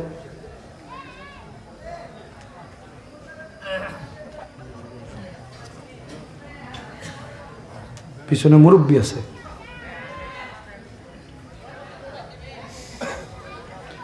মায়ের ডাক দিয়া কয় সন্তান মুরাকাবা কইরা তালাশ করো তোমার জন্য কোথায় ভালো কিছু আছে। মারহাবা কইলেন না? আপনারা মাঝে মাঝে চিন্তা করেন আল্লাহ তারে বাড়ি দেয়, তারে গাড়ি দেয়, তারে দন দেয়, তারে সম্পদ দেয়, আমারে দেয় না। চিন্তা আছে না ভিতরে? আল্লাহ তারে টাকা দেয়, তারে পয়সা দেয়, তারে সম্পদ দেয়, আমারে কেন দেয় না? আরে বাবা তোমার সম্পদ, তোমার টাকা, তোমার পয়সা কোথায় আছে তুমি তালাশ করে নিতে পারো না। তালাশ করতে পারলে তুমি সব খুঁজা পাইতা। ওরে মানিক রতন পাইতে চাইলে তালাশ করো মন মহাজনের, ওরে মুর্শিদ রূপে ডুব দিয়া দেখ আছে সেই জনা। আরে একজন প্রেমিক আসিল গো সোনার মদিনা, একজন প্রেমিক আসিল গো সোনার মদিনা। ওরে পাইতে চাইলে আল্লাহ রে পাইতে হবে নূর নবীরে। আরে নবী পাইতে হইলে ধর অলির কদম খানা, আরে নবী পাইতে হইলে ধর অলির কদম খানা। একজন প্রেমিক আসিল গো সোনার মদিনায়, একজন প্রেমিক আসিল গো সোনার মদিনায়। আরে যার প্রেমেতে মগ্ন স্বয়ং পাকে রাব্বানা, আরে যার প্রেমেতে মগ্ন স্বয়ং পাকে রাব্বানা। একজন প্রেমিক আসিল গো সোনার মদিনায়, হাইরে খুঁজতে গিয়া আল্লাহ নবী সামনে পাই মুর্শিদের ছবি গো। আমি খুঁজতে খুঁজতে হই উদাসী গো দয়া, খুঁজতে খুঁজতে হই উদাসী, দেখা দাও তোমার প্রাণ নুরানি চেহারা। আমি তোমার প্রেমেতে মরা পড়া গাজী সাহা, আমি তোমার প্রেমেতে মরা। ও মুসলমান ইমানদার, ও নবীর উম্মতের দল, তোমার জন্য ভালো সম্পদ আছে, তোমার জন্য টাকা আছে, তোমার জন্য পয়সা আছে, মণিমুক্তা জহরত আছে। মুরাকাবা কইরা দেখো তোমার সম্পদ কোন জায়গার মধ্যে রাখা আছে। বলে হুজুর মুরাকাবা কেমনে করে গো? মুরাকাবা করার জন্য এমনে তো মুরাকাবা শিখতে পারবা না। হক্কানি রাব্বানি পীরের হাতে যখন হাতটা দিবা, তোমার পীর তোমারে মুরাকাবার সিস্টেমটা শিখিয়ে দিবে। চোখটা বন্ধ করলে কোন জায়গায় কোন সম্পদ পাইবা, কোন জায়গায় ভালো পাইবা, কোন জায়গায় খারাপ পাইবা, তালাশ করলে বুঝতে পারবা। কিন্তু আমরা ভালো খারাপ বুঝি না, যেই দিকে মন চাই সেই দিকে দৌড়াই। আরে মন তো আমার আল্লাহ চালায় না, মনকে আল্লাহ এমনি ছেড়ে দিছে, মন নিজের মতো চলে। আর এই মনের নিজের চলার কারণে আল্লাহ তোমার দোজকে দিব, জান্নাতে দিব। তোমার মন কয় ভালো করতে করো, মন কয় খারাপ করতে করো। ভালো করতে যায় গুনার কাম হয়ে যায়, খারাপ করতে যায় মাঝে মাঝে নেক কাম হয়ে যায়। এই জন্য সাবধান রে বাবা, আপনার কাছে আল্লাহর দোহাই করি, আপনি যা করেন আর না করেন এমনভাবে চলেন, মুরাকাবার মাধ্যমে ভালো দিকটা তালাশ করেন। তো মা ডাক দিয়া কই পুত্রে মুরাকাবা কইরা দেখ তোর বালা বউ তুই কই ফাস। সন্তান কয় মা মুরাকাবা করতাম কেমনে? ঘরে মোরাকাবা করতে গেলে মানুষ আইসা ডাক দেয়, বাড়িতে মোরাকাবা করতে গেলে মানুষ আইসা ডাক দেয়, জংলাতে মোরাকাবা করতে গেলে মানুষ ডাক দেয়, বাবারে যা মোরাকাবা করতে জংলাতে যা। মা কোন সময় মোরাকাবা করব? কয় রাত্র গভীর হয়ে গেলে মোরাকাবা করবা। হযরতে সাইদ ইবনে মুসাইয়াব বলে আমি হাঁটতে হাঁটতে রাত্রবেলা জংলার দিকে গেলাম, জংলার মধ্যে যাইয়া আমি যখন মোরাকাবা করতে লাগলাম, চোখটা বন্ধ করতে দেরি আমি দেখলাম জংলার ভিতর থেকে আমার চোখের মধ্যে একটা নূরের তাজাল্লি লাগতাছে। ওই নূরের তাজাল্লিটা আমি আমার চোখের মধ্যে পাইয়া হাঁটতে হাঁটতে আমি তাজাল্লিটার সামনে গেলাম। আমি যাইয়া দেখলাম একটা কন্যা সন্তান মানে একটা মায়া ওই জংলার মধ্যে নামাজ আদায় করতেছে, যার নামাজের সেজদা থাইকা একটা নূরের আলো ঠিক আল্লাহর আসমান পর্যন্ত দেখা যায়। আমি এটা দেইকা বড় অবাক হইয়া গেছি, আমি এটা দেইকা বড় অবাক হইয়া গেছি। এমন একটা নূরের তাজাল্লা আসমান থেকে মেয়ের মাথা বরাবর দেখা যায়। আমি দাঁড়াইলাম আর ডাক দিয়া বললাম, কে গো আপনি? বল আপনার পরিচয়টা আমার একবার বলেন না। মাথা উঠে ডাক দিয়া কয়, আল্লাহর বান্দা, আমার মা নাই, আমার আব্বা নাই, আমার পরিচয় আমি তোমার কেমনে দিব? তুমি যে আমার পরিচয় জানতে চাও, আমি একজন পরিচয়হীনা মানুষ, বলো না কেমনে পরিচয় দিব? বলে পরিচয় যেহেতু নাই তাহলে আমার সাথে চলো আমার বাড়িতে। সুন্দর চেহারা দেইকা আল্লাহর বলি হযরতে সাইদ ইবনে মুসাইয়াব বলে ওই জংলার মাইয়াটারে আমি আমার বাড়িতে নিলাম। আমার আম্মা জান দেইকা মুখে শব্দ ব্যবহার করলেন মাশা আল্লাহ। আমি আমার মাকে বললাম, মা মাশা আল্লাহ বললেন, বুঝতে পারলাম না। মা কয়, সন্তান আমি কইছি মোরাকাবা করতে, তুই দি ডাইরেক্ট যে বউই নিয়ে আসছত ঘরে। আমি ডাক দিয়া কইলাম, মা এটা তো আপনার ছেলের বউ না। মা গো এটা একজন জঙ্গলে মোরাকাবারত মহিলা। এই মাইয়াটা মোরাকাবা করতেছিল, তার থাকার জায়গা নাই, বসার জায়গা নাই, মাও নাই, বাবাও নাই। ও মা, এই মাইয়াটারে আমি আমার ঘরে আনছি। মা গো আপনার সাথে থাকবে, আপনার চলাফেরাতে সহযোগিতা করবে। মা কই যে তো তার কোনো ঐরস জাত ওয়ারিস নাই, তুই তারে বিবাহ কর, তার স্ত্রীর মর্যাদা দিয়া ঘরে রাখ। মায়ের কথা মোতাবেক স্ত্রীর মর্যাদা দিয়া ঘরে রাখছে। মা ইন্তেকাল করছে। আল্লাহর বান্দা দোয়া করে, আল্লাহ মা যেহেতু মারা গেছেন, সন্তান স্ত্রী দেখেই মারা গেছেন, আল্লাহ তুমি তারা জান্নাত নসিব করো। সাইদ ইবনে মুসাইয়াব কয়, একটানা 60 বছর আমার স্ত্রীর গর্ভ থেকে কোনো সন্তান হয় না, এত সুন্দর মাইয়া জংলাতে পায় বিবাহ করলাম মার কথা মোতাবেক, কিন্তু আমার স্ত্রীর গর্ভে সন্তান হয় না। একটা সন্তানের জন্য একটা মহিলা কত কান্নাকাটি করে, একটা সন্তানের জন্য একটা পুরুষ মানুষ কত কান্নাকাটি করে, কত লাখ লাখ টাকা খরচ করে ফেলে, একটা সন্তান দুনিয়াতে পায় না। সাইদ ইবনে মুসাইয়াব কয়, আল্লাহর কাছে কত কান্নাকাটি করলাম, আল্লাহ আমার একটা সন্তান দেয় না। সন্তান যখন দেয় না আমি আল্লাহর কাছে বারবার কান্দি। একদিন আমি তাহাজ্জুদের মুসল্লায় যখন কান্দি, আমার কানে একটা গায়েবীভাবে আওয়াজ আসছে, সাইদ ইবনে মুসাইয়াব, ও সাইদ ইবনে মুসাইয়াব, এভাবে যে কান্দ আল্লাহ তোমার সন্তান দিত।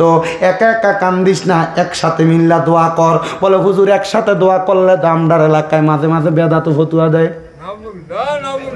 সম্মিলিত দোয়া করার বেদাত ফতুয়া দিয়ে লাইব দেখবেন। আপনাদের এদিকে আছে কিনা আমি জানি না। আল্লাহর নবীজির প্রখ্যাত হাদিস শরীফ শোনেন। নবীজির কলিজার টুকরা সাহাবী হযরতে আনাস ইবনে মালিক রাদিয়াল্লাহু তাআলা আনহু থেকে হাদিস বর্ণিত। তিনি বলেন, আমি আমার নবীজির সাথে নবীর হুজরা মুবারক থেকে বের হইছি। আমার নবী আমারে কয়, আনাস ইবনে মালিক তাড়াতাড়ি চলো। নবীজি ডাক দিয়া কয়, আনাস আমি নবী যা দেখতেছি তুমি কি তা দেখতে পাইতেছ? আনাস ইবনে মালিক কয়, ইয়া রাসূলুল্লাহ, দেখতেছি অনেকগুলা মানুষ হাত উঠে দোয়া করতেছে। নবী কয়, আনাস আমি এটা দেখি না, আমি দেখতেছি সবগুলা মানুষের হাতের মধ্যে আল্লাহর কুদরতের নূর দেখা যায়। আনাস রাদিয়াল্লাহু তাআলা আনহু বলেন, ইয়া রাসূলুল্লাহ আপনিও দোয়া করেন, আমিও যেন সেই নূর দেখতে পাই। নবী দোয়া করছে, সাথে সাথে কবুল। আনাসকে আমি তাকে দেখলাম, তাদের প্রত্যেকের হাতে নূর দেখা যায়। আমার নবী কয়, আনাস তাড়াতাড়ি চলো। নবী কেন? বলে তাদের সাথে আমরাও দোয়াতে শরীক হই। নবীজি আপনি কি দোয়া করবেন? তারা তো তাদের চাহিদা আল্লাহর কাছে বলে। মনে রাখবারে আনাস, কেউ যদি একসাথে দোয়া করে, তার দোয়ার সাথে কেউ যদি আমিন বলে, সে যে দোয়া করে ওই দোয়াটা আমিন বলনেওয়ালা ব্যক্তির জন্য কবুল হয়ে যায়। আনাস ইবনে মালিক রাদিয়াল্লাহু তাআলা আনহু বাড়িতে আসার পর বলে, আমি খবর পাইলাম ওই ব্যক্তিরা দোয়া করছে, আল্লাহ আমাদের এলাকাতে বৃষ্টি নাই, বৃষ্টি দেন। আমার নবী যখন আমিন বলছে, আমিন বলে বাড়িতে আসার সাথে সাথে ওই নগরীতে একটানা 1 সপ্তাহ বৃষ্টি হয়েছে, বন্ধ হয় নাই। একসাথে দোয়া করলে দোয়া কবুল হয় বেটা, একসাথে দোয়া করলে। আপনাদের কি কষ্ট হইতেছে নাকি? আমি যে ঘটনাটা ধরছি আমি শেষ করব। এটা একজন প্রখ্যাত ওলির মাজার। আমি আমার নানা জান ইন্তেকাল করছেন। আমি যখন একবারে ছোট 5 বছর 6 বছর বয়সের পর থেকে আমার নানা এই নীলাখাদের হযরত পরাণ গাজী শাহ রহমতুল্লাহ আলাইহির কথা বলতেন। আমি জিগাইলাম, আপনি ও কোনে আখাউরা আপনি এডি চিনেন কেমনে? কবেটা আমার বাড়িতে নূরপুর, আমার বাপদাদারা নূরপুর আইছে, কিন্তু আমার বাপদাদার মূল বাড়ি আছিল জাফরগঞ্জের নাল্লা। আমি বললাম, তো ওই জায়গা চিনেন কেমনে? কয়, আমি তোর নানা, আমার নানা আমার ওই জায়গাতে লয়ে গেছিল। মানে আমার নানার নানাই নিয়ে আসছিল ওনারা এখানে। তো বলল, একদিন হুজুরের কাছে হুজুরের সাক্ষাতে যখন গেছে, যাওয়ার পর হুজুর একটা আপেল দিছিল, আপেল। আমি কইলাম, হেকালে আপেল ভাই কই? বেটা আমি নিজেও বুঝছি না, বৈশা রয়েছে।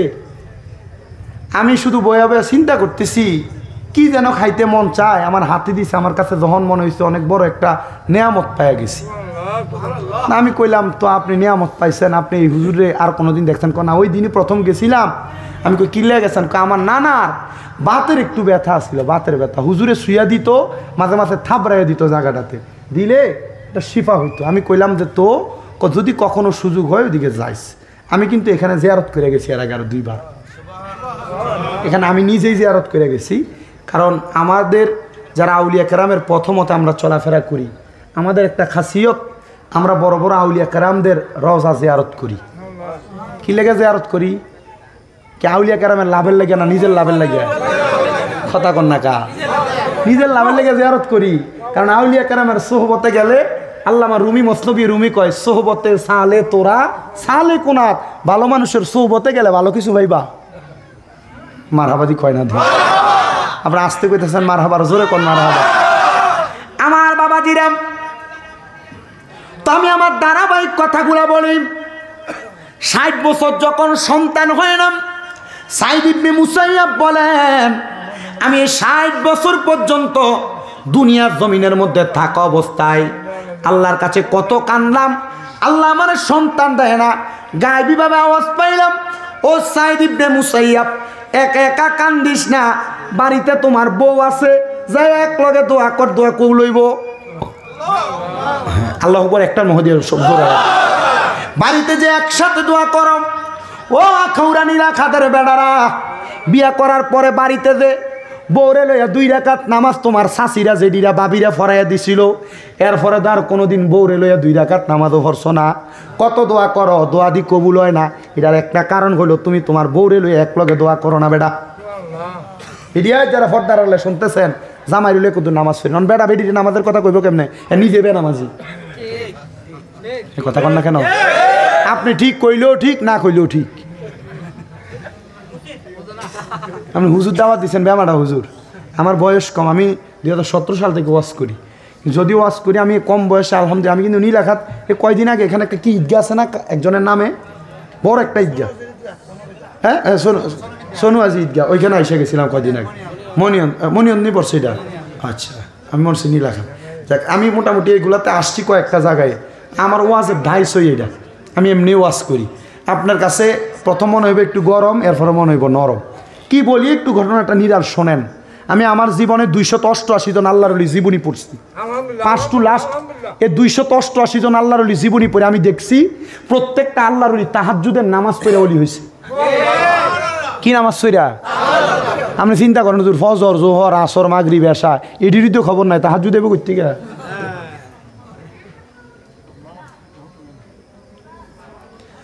আমার মুসলমান ইমানদার,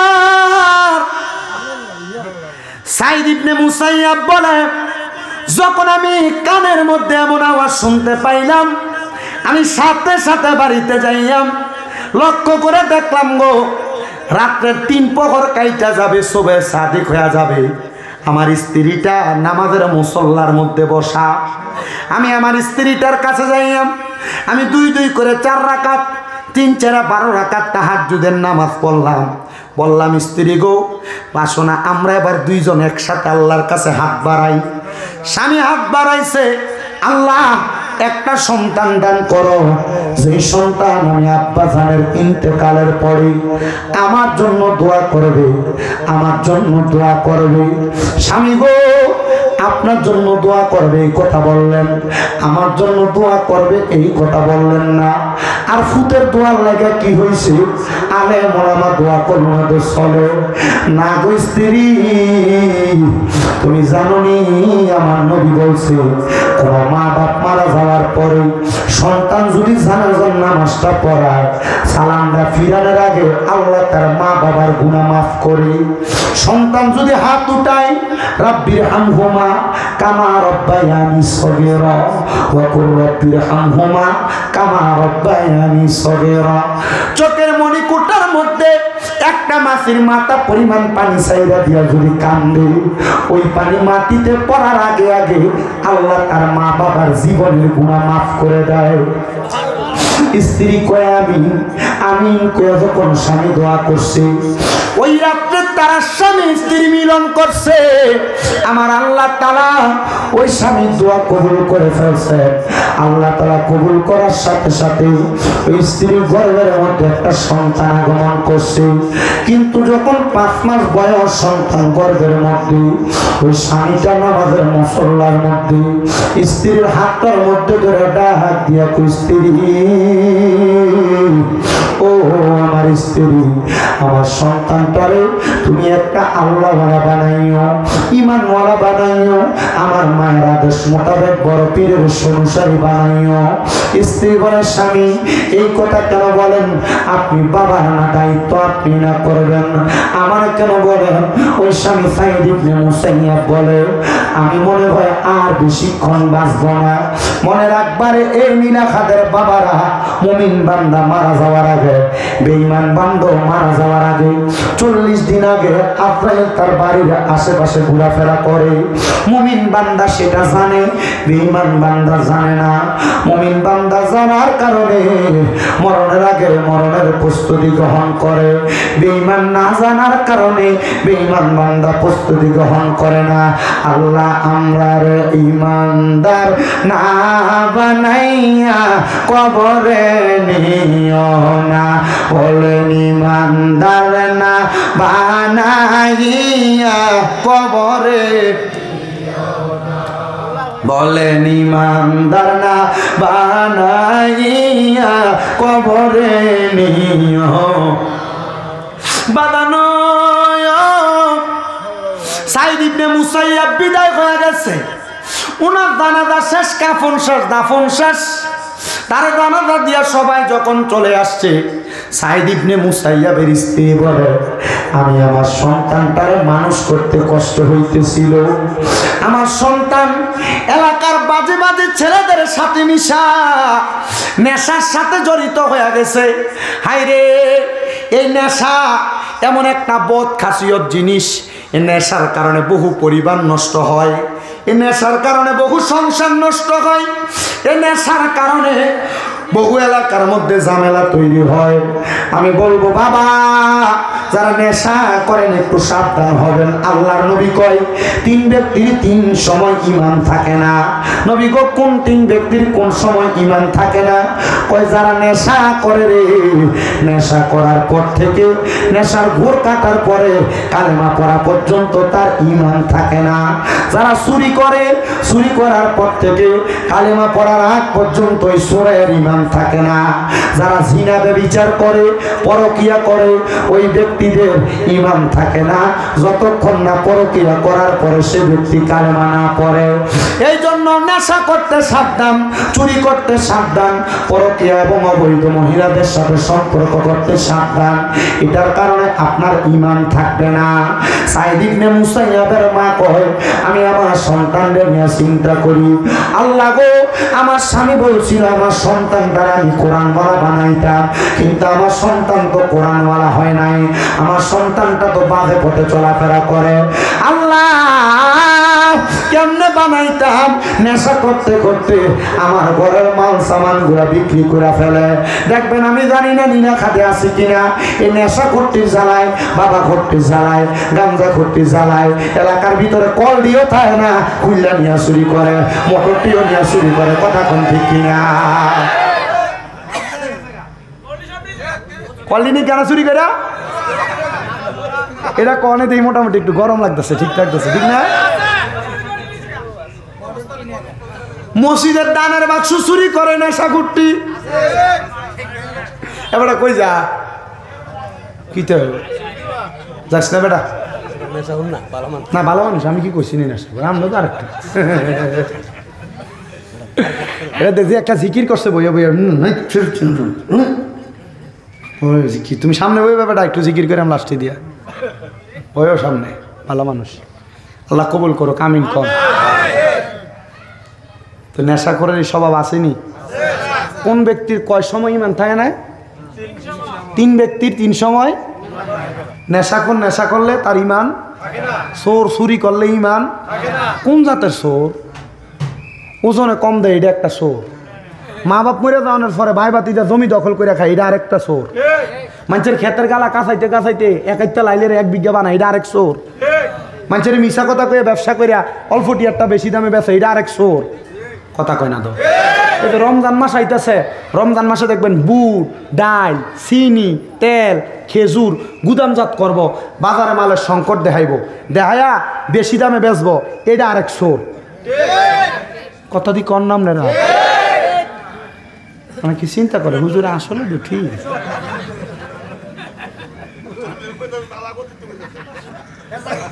ওর লাগে ঠিক বেঠিকও কইতেন নাম নেরা। মোল্লার উপর দিয়ে দেওয়া দেবো তুফান, মোল্লার উপর দিয়া, নিজের উপর দিয়ে দেওয়ার দরকার নেই বেটা। বিচার দিয়ে দেবো বেটা ফরান গাজীর কাছে। আল্লাহ কবুল করো, কামিন কর।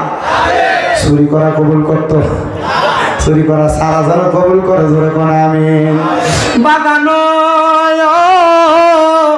তো আবার ওই ছেলেটা ফুতে বাফে নিয়ত করছে কি ফুলারে কি বানাইবো, গাউসে ফাঁকের অনুসারী বানাইবো বেটা। কিন্তু এই ফুল হয়েছে কি নেশাখোর। এ মা বিচার দে, মনে মনে চিন্তা করে আল্লাহ কি ফুট জন্ম দিলাম। অনেক সময় মা বাপ বালা, কিন্তু এই ফুতরা সঙ্গ তো সঙ্গ নষ্ট করে লাইছে। এলাকার বহুত ছাত্রা ফলাইনের লগে চললে অঙ্গ নষ্ট করছে। দেখবেন আপনারা যারা এখানে বসছেন, আমি বহুত সিগারেট খোরারে জিগেছি, তুই সিগারেট খানা কার কাছে শিখছ?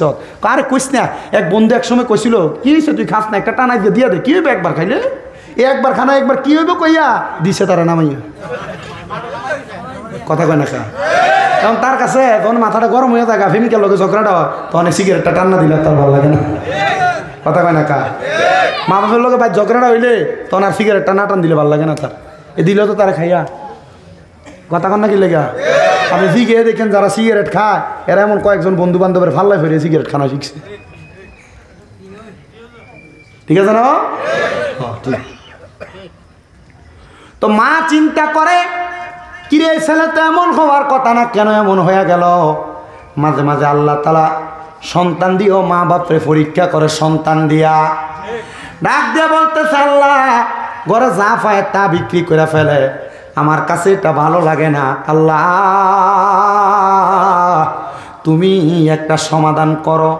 তো ঘরের সব মাল সামান বিক্রি করার পরে মা জননী কয় আমার ঘরের ভিতরে শুধু একটা সম্পদ আমার কাছে আছে, এটা হলো আমার সন্তানের আব্বা যান আমার বিবাহ করে যখন আনছে আমার একটা নামাজের মুসল্লা উপহার দিছিল হাদিয়া।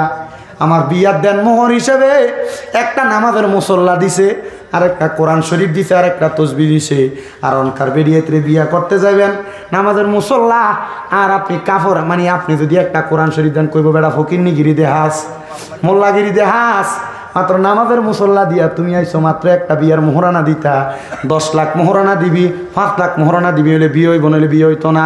তো 10 লাখ মোহরানা দিয়ে যে বেটা বিয়া করবো, এ বেটা 5 লাখ যৌতুক লবে, এটাই স্বাভাবিক।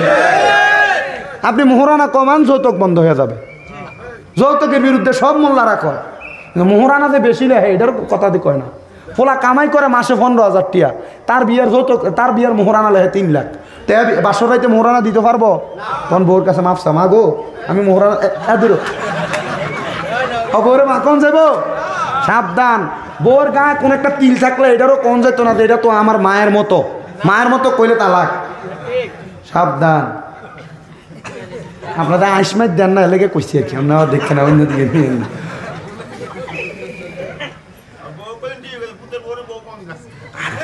দূর বেটা ফেস ভাঙবো না বেটা আমার যখন গুণা না আমি তো ফেস একটা ভিতরে রাখতে আমি কইছি দেখছি নি আমার কাছে ভাল লাগতেছে ওয়াশ করতে কি আপনাকে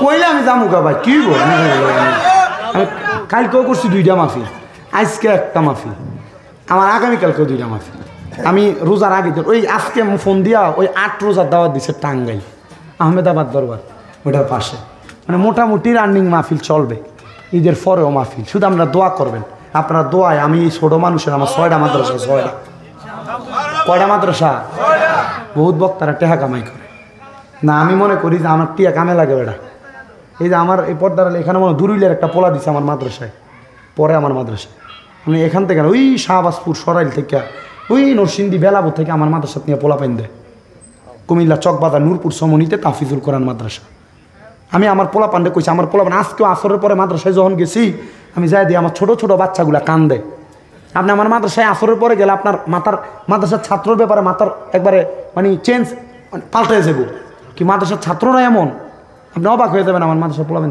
ছোট বাচ্চা দেখবেন সৌর পানি ফালে আসরের পরে কান্দে খতনে খাসে কান পরে কান্দে আমার পোলা পান তাহাজ্জুদ নামাজ পড়ে কান্দে আমি আমার পোলা পান্ডে এই জিনিসগুলো শিখিয়ে দিই যদিতে আলেম নাও হইতে পারে যেন আমল আখলাক আর ইমানের আকিদার দিকটা থেকে যেন নাশ করতে পারে বহুত ফলা ভাই 9 মাদ্রাসা 10 মাদ্রাসা ফলা কিন্তু আমার মাদ্রাসা গেলে ঠিক জায়গা আমি আমার মতো করে রাখার চেষ্টা করি দোয়া করবেন না আপনারা আমার ফলাফল আমার লেগে দোয়া করেন যেন আমার জীবনে বড় স্বপ্ন একটা এমন মাদ্রাসা কইরামু যেটা মনে করেন যে বড় থাকবো মহিলা শাখা থাকবো আলাদা পুরুষের থাকবো আলাদা বড় বড় ওলামায়ে কেরাম বের হবে আমার মাদ্রাসা থেকে দোয়া করবেন ইনশাআল্লাহ আর দাওয়াত রইল কুমিল্লা কখনো গেলে কুমিল্লা চকবাজার নূরপুর আমার মাদ্রাসা দেখে আসবে ইনশাআল্লাহ তো যেই কথা বলতেছিলাম আপনাদেরকে মা জননী ডাক ও না এটা না দাও ও মোহরানা কমানোরটা ঠিক না মোহরানাও কমাইবেন ফোলা কামাই করে মাসে 15,000 কামাইয়ের ভিতরে ফোলার মোহরানা দেয় 3 লাখ তো ফোলা দিব কই থেকে এমনভাবে মোহরানা দিবেন ফোলার 1 বছরের কামাই ফোলার বউয়ের মোহরানা হবে তাহলে ফোলা এটা জোগাইয়া বউরে বাসর রাইতে দিতে পারবো মোহরানার হক যদি কোনো বেটা না দিয়া থাকেন আপনি এটার জন্য কবরে গেলে আটকে যাবেন মোহরানার হক যদি কেউ না দিয়া থাকেন এটার জন্য আটকে যাবেন বলে হুজুর কেমনে দিতাম সেই যুগে তো টাকা পয়সা ভালোই ছিল এখন কেমনে দিতাম আরে আব্বা মনে রাখবা বিবাহের রাতে তোমার বউ তোমার সময় দিছে ঠিক আছে পরে দিয়েন কিন্তু বেড়া এমনভাবে একটা ফোন দিয়ে আসছে আমার কাছে এখন নাই যেদিন আমার কাছে ওই দিন আমি তোমার শুয়ে দেখাম তখন বেডি নিজে কয় ঠিক আছে মাফ করে দিছি এটা মাপ না এটা বাটফারি হিসাব এ বাটফারি হিসাব চলবে না বউয়ের কাছে সময় নিবা মোহরানার হক মহিলা প্রাপ্য এটা বউরে দেওয়া লাগবো তুমি এখন না পারো 6 মাস পরে দিবা বউয়ের কাছে ওয়াদা ভাঙ্গে নিবা এটা যদি না করো বিবাহ হালাল হবে না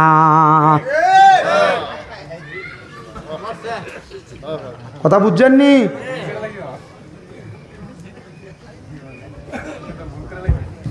ভুল না কেউ যদি না করে থাকেন না মোহরানার হক আদায় করে থাকেন সন্তানদেরকে নিজের জমি জমা ভাগ করে দেওয়ার আগে নিজের সম্পদের একটা অংশ বউরে দেন বলে এটা তোমার মোহরানা এবার বউ যদি মন সামনে দিয়ে দিব বউ যদি কয় ঠিক আছে আমার লাগতো না এটা তুমি রেখা দাও আমি তোমার সংসার করি আমি এটা দিয়ে কী করবো তাহলে এটা আপনি পাইয়ে গেছে অনলাইনে এসে না বেড়া ফাইন রে হ্যাঁ বিলাতি বেড়া হ্যাঁ তোমার কাওলা দনের নিয়ত যদি না থাকে মনে মনে যদি কোনো আমি কাওলা দিতাম না দিয়া লেবে বেটা কিও দেরি হয়ে যেতেছে গা ওয়াস অন লম্বা বাকি রয়েছে এই জায়নামাজটা যেটা দিছে এটার বড় ঘটনা এই নেশা করতে যে জায়নামাজ নিয়ে বেচ চালাইছে কথা কইতেছি একটু শুধু শেষের দিকে যায় ভিডিওতে আসেনি পর্দার আড়ালে হেরোর হেদায়ত করতাম হেরোর হেদায়ত করলে তো আর আধা ঘন্টা পারবো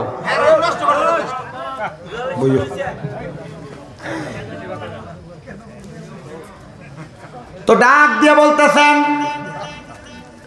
আমার ছেলে আমার ঘরের সব বিক্রি করছে, শেষমেশ আমার স্বামীর একটা সম্পদ ছিল নামাজের মুসল্লা। আমার ছেলে নামাজের মুসল্লাটা নিয়া সুন্দর করে নিয়ে গেছে।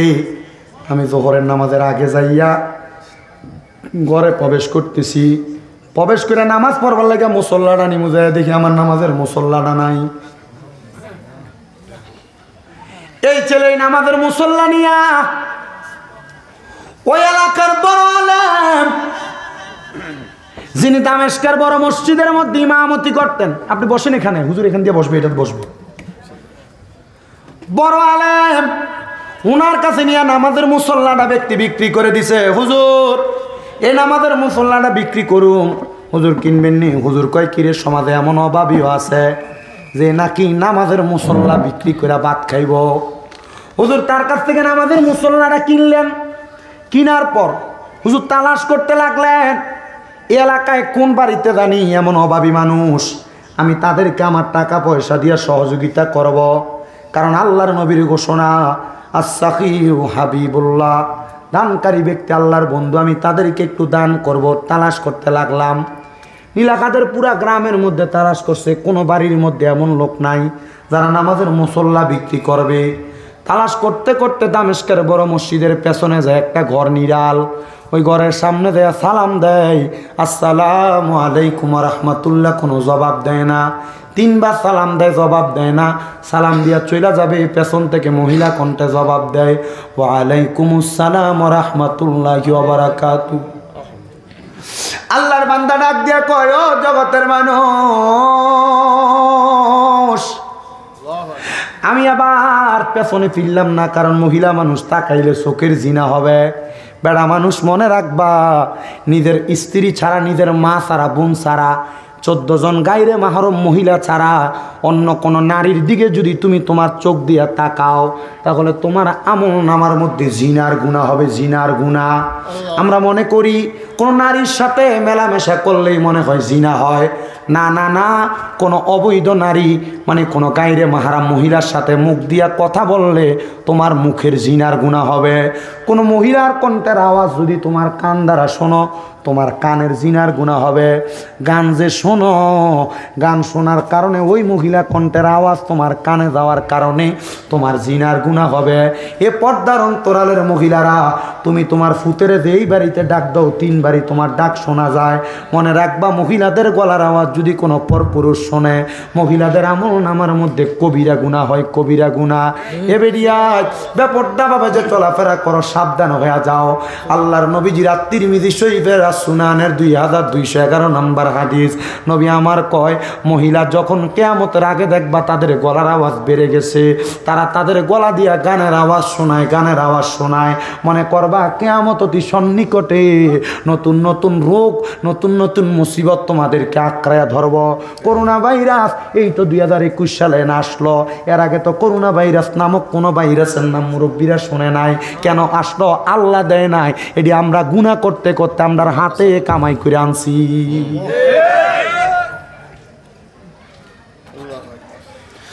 শুধু এগুলা না, আরো 14টা কারণ আছে। এর মধ্যে একটা কারণ হলো, সমাজে মানুষ নিকৃষ্ট নিকৃষ্ট ব্যক্তিদেরকে নেতা বানাইবো। নেতা দেখবেন সুদখুরের দৈরা নিয়ে মসজিদের সভাপতি বানাইবো, সুদখুর গোসখোরে দৈরা নিয়ে মসজিদের সেক্রেটারি বানাইবো, দেখবেন সুদখুর গোসখোর হারাম করে এলাকার সর্দাররা মাতাব্বর বানাইবো। আল্লাহর নবী কই, এটা কিয়ামতের আলামত। যখন দেখবা এমন অবস্থা নিকৃষ্ট লোক সমাজ পরিচালনা করে, মনে করবা কিয়ামত অতি কাছে, এটার কারণে সমাজ ধ্বংস হয়ে যাবে।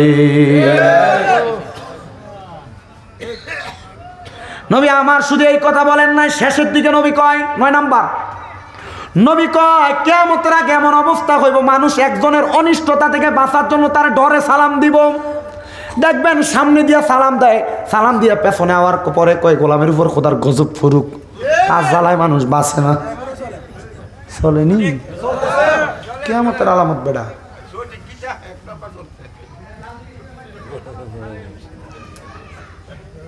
আপনারা কি জাতের ওয়াজ শোনেন আমি বুঝি না, তবে এই জাতের ওয়াজ হইনেন যদি ভালো লাগে আর কি। তবে এই ওয়াজটা এশারের পরের ওয়াজ, এখন রাতের যে 12:30 বাজে এই সময়ের ওয়াজ না।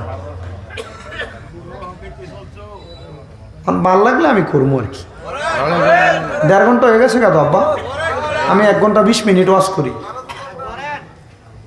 আরো করতাম। 47 বিকো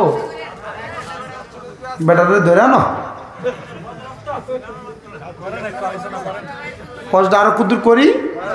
তাহলে একটু মহাব্বত দরুদ পড়েন। আল্লাহুম্মা সাল্লি আলা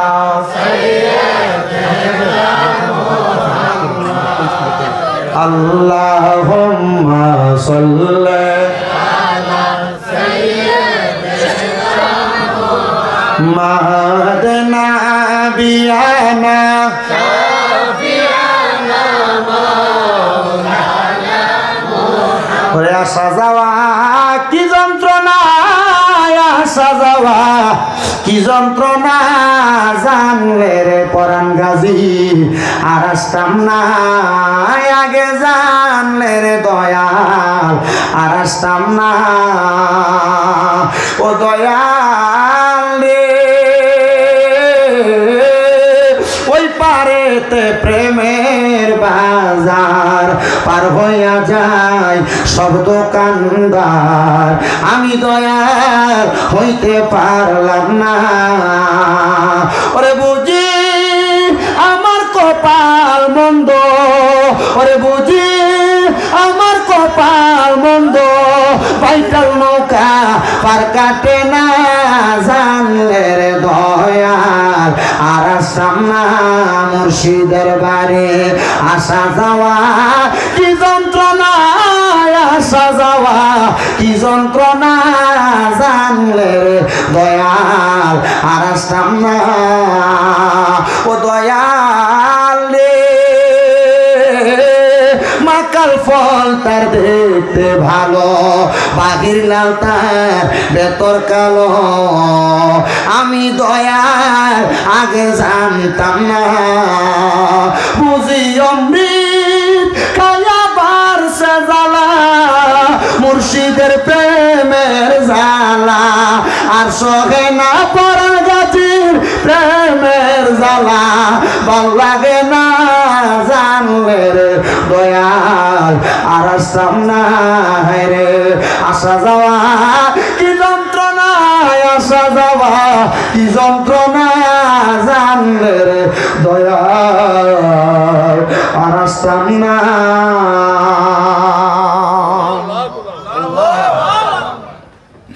এ মুসলমান সব ঘরে তালাশ করে এক ঘরের সামনে গেছে, বেড়ির পিছনের দিকে ফিরা তাকায় না।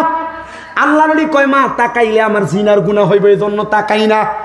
ডাক দিয়া কয় মা এটা কি ওই ব্যক্তির ঘর যেই ব্যক্তির ঘর থেকে একটা জানাজার নামাজ বিক্রি করা হয়েছে, যায় নামাজের মুসল্লা? মহিলা কই হুজুর একটা ফুট জন্ম দিছি, এই ফুটটার লয়ে মুসিবতে আছি। ডাক দিয়া কয় মা কি মুসিবত? কয় হুজুর ঘরের সব বেচ্চা অবশিষ্ট আমার স্বামীর শেষ সম্বল নামাজের মুসল্লাটা বেচ্চা দিছে। মা গো মা নামাজের মুসল্লা বেচ্চা তো বালা কথা, ও মা আপনি কি অভাবী? বলে হুজুর আমি অভাবের কথা চিন্তা করি না, আমি খানার কথা চিন্তা করি না। মা স্বামী যে নাই ফুটে দে কামাই করে না, নেশা করে, ঘরের সব নিয়ে বেছে, আপনি খান কি? মহিলা কই হুজুর আমি কোনো খাবারের কথা চিন্তা করি না, আমি সারা বছর রোজা রাখি, আমি সাউমে দাউদি পালন করি। বলে হুজুর সাউমে দাউদি আবার কোনটা? দাউদ নবী একটা না রোজা রাখছে আল্লাহর পক্ষ থেকে। দাউদ নবীর শরীর যখন একবারে চিকন হয়ে দুর্বল হয়ে গেছে, আল্লাহ কই নবী দাউদ গো একটা না রোজা রাখেন না, আপনার শরীরের অবস্থা তো কেমন নাজেহাল দেখা যায়। দাউদ নবী কয় আল্লাহ আমি রোজা রাইকে আমার শরীরটারে আপনার প্রেমে বিসর্জন করতে চাই। আল্লাহ কয় বন্ধু দাউদ একদিন খাইয়েন একদিন রোজা রাইকেন, তাহলে শরীরও ঠিক থাকবো, আমি আল্লাহর ইবাদতও ঠিক থাকবো। দাউদ নবী কয় ঠিক আছে, এটার নাম সাউমে দাউদি, একদিন রোজা রাখে আর একদিন রাখে না। তবে সাবধান উম্মতে মুহাম্মদী রমজান মাস ছাড়া অন্য 11 মাস সাউমে দাউদি রাখতে পারবে, রমজান মাসে টানা রোজা রাখতে হবে। কারণ রমজান মাসে যারা টানা রোজা রাখে 30টা রোজা না ভাঙে, সেইভাবে তারা বিপরে ইফতার করে এবং মানুষকে সাহারি করায় নিচে করে, আল্লাহর নবী কয় জাহান্নামের আগুন তাদেরকে ধরতে পারে না। মহিলা ডাক দিয়া কই হুজুর সাউমে দাউদি পালন করি। ও মা একদিন পর একদিন যে ইফতার করেন সাহারি করেন খানা ফান কই? মহিলা কই হুজুর খানার দরকার লাগলে 2 রাকাত নামাজ পড়ি, যে নামাজের নাম সলাতুল হাফতের নামাজ। সুবহানাল্লাহ কয় না?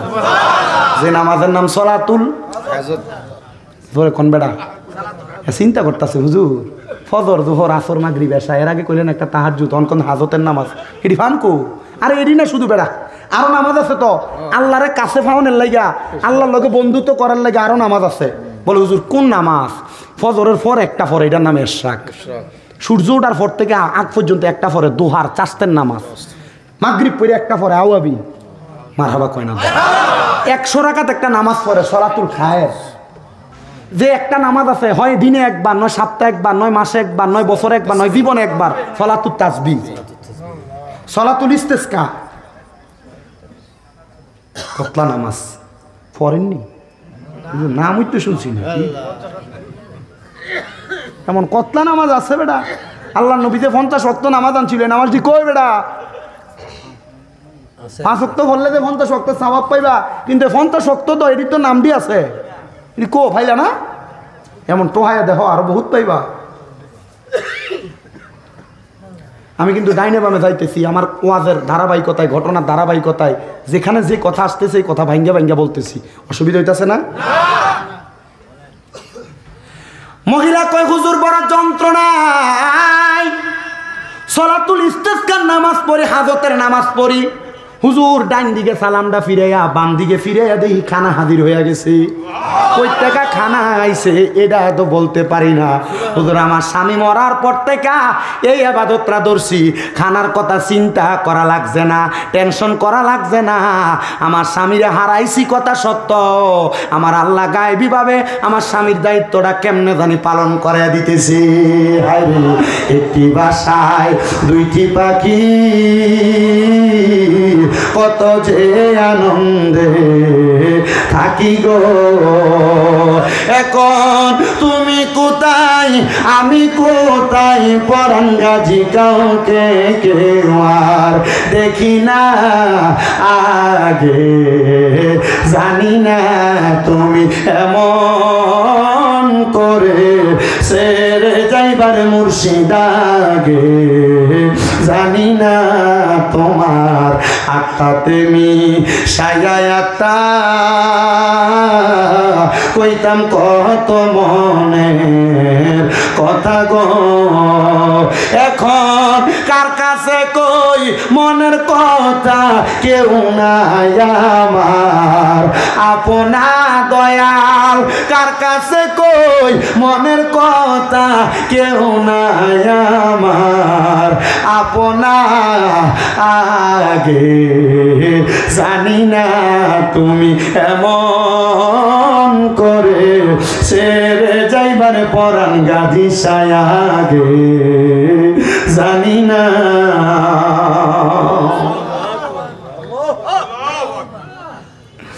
মহিলা কই হুজুর খানার চিন্তা নাই টেনশন নাই হুজুর আমার পুত্রের হলো বড় টেনশন হুজুর নবীনা কইছে ফুতে জানাজা পড়াইলে গুনাহ মাফ কবরের আযাব মাফ এই ফুতে কি আমার জানাজা পড়াইবনি আমার টেনশন লাগে হুজুর কয় মহিলা আপনি দায়িত্ব দিলে আমি আপনার ফুতের জানাজা ফুতেরে আমি ভালা কইরাম হুজুর ঠিক আছে ভালা কইরা দেন গো বলে আপনি আপনার সন্তানরে কইবেন আমার কাছে যদি যায় তারে নেশা করবার লাগে আমি পয়সা দিমু নেশা করবার লাগে তারে দেড়হাম দিমু মহিলা কয় হুজুর জানি না যাইবনি তবে আমি বইলা দেখব হুজুর যখন এই কথা বইলা চলে গেছে মহিলার সন্তান বাড়িতে আসার পর পরের দিন চুরি করবার লাগা শেষ সম্বল নামাজের মুসল্লা তো বিক্রি করছে আর কি বেচবো কিছুই টোকায় পায় না মা ডাক দিয়া কয় ফুট নেশা করবার লাগা বুঝি কিছু বেচার মাল টোকাও আরে বাবা যা এখান থেকে দামেস্কের বড় মসজিদের সামনে যাইবি দেখবি একজন হুজুর বইয়া রয়েছে ওনার কাছে যায় কবি আমি মা পাঠাইছি তোরে টাকা দিবার লাগা হুজুরের কাছে গেছে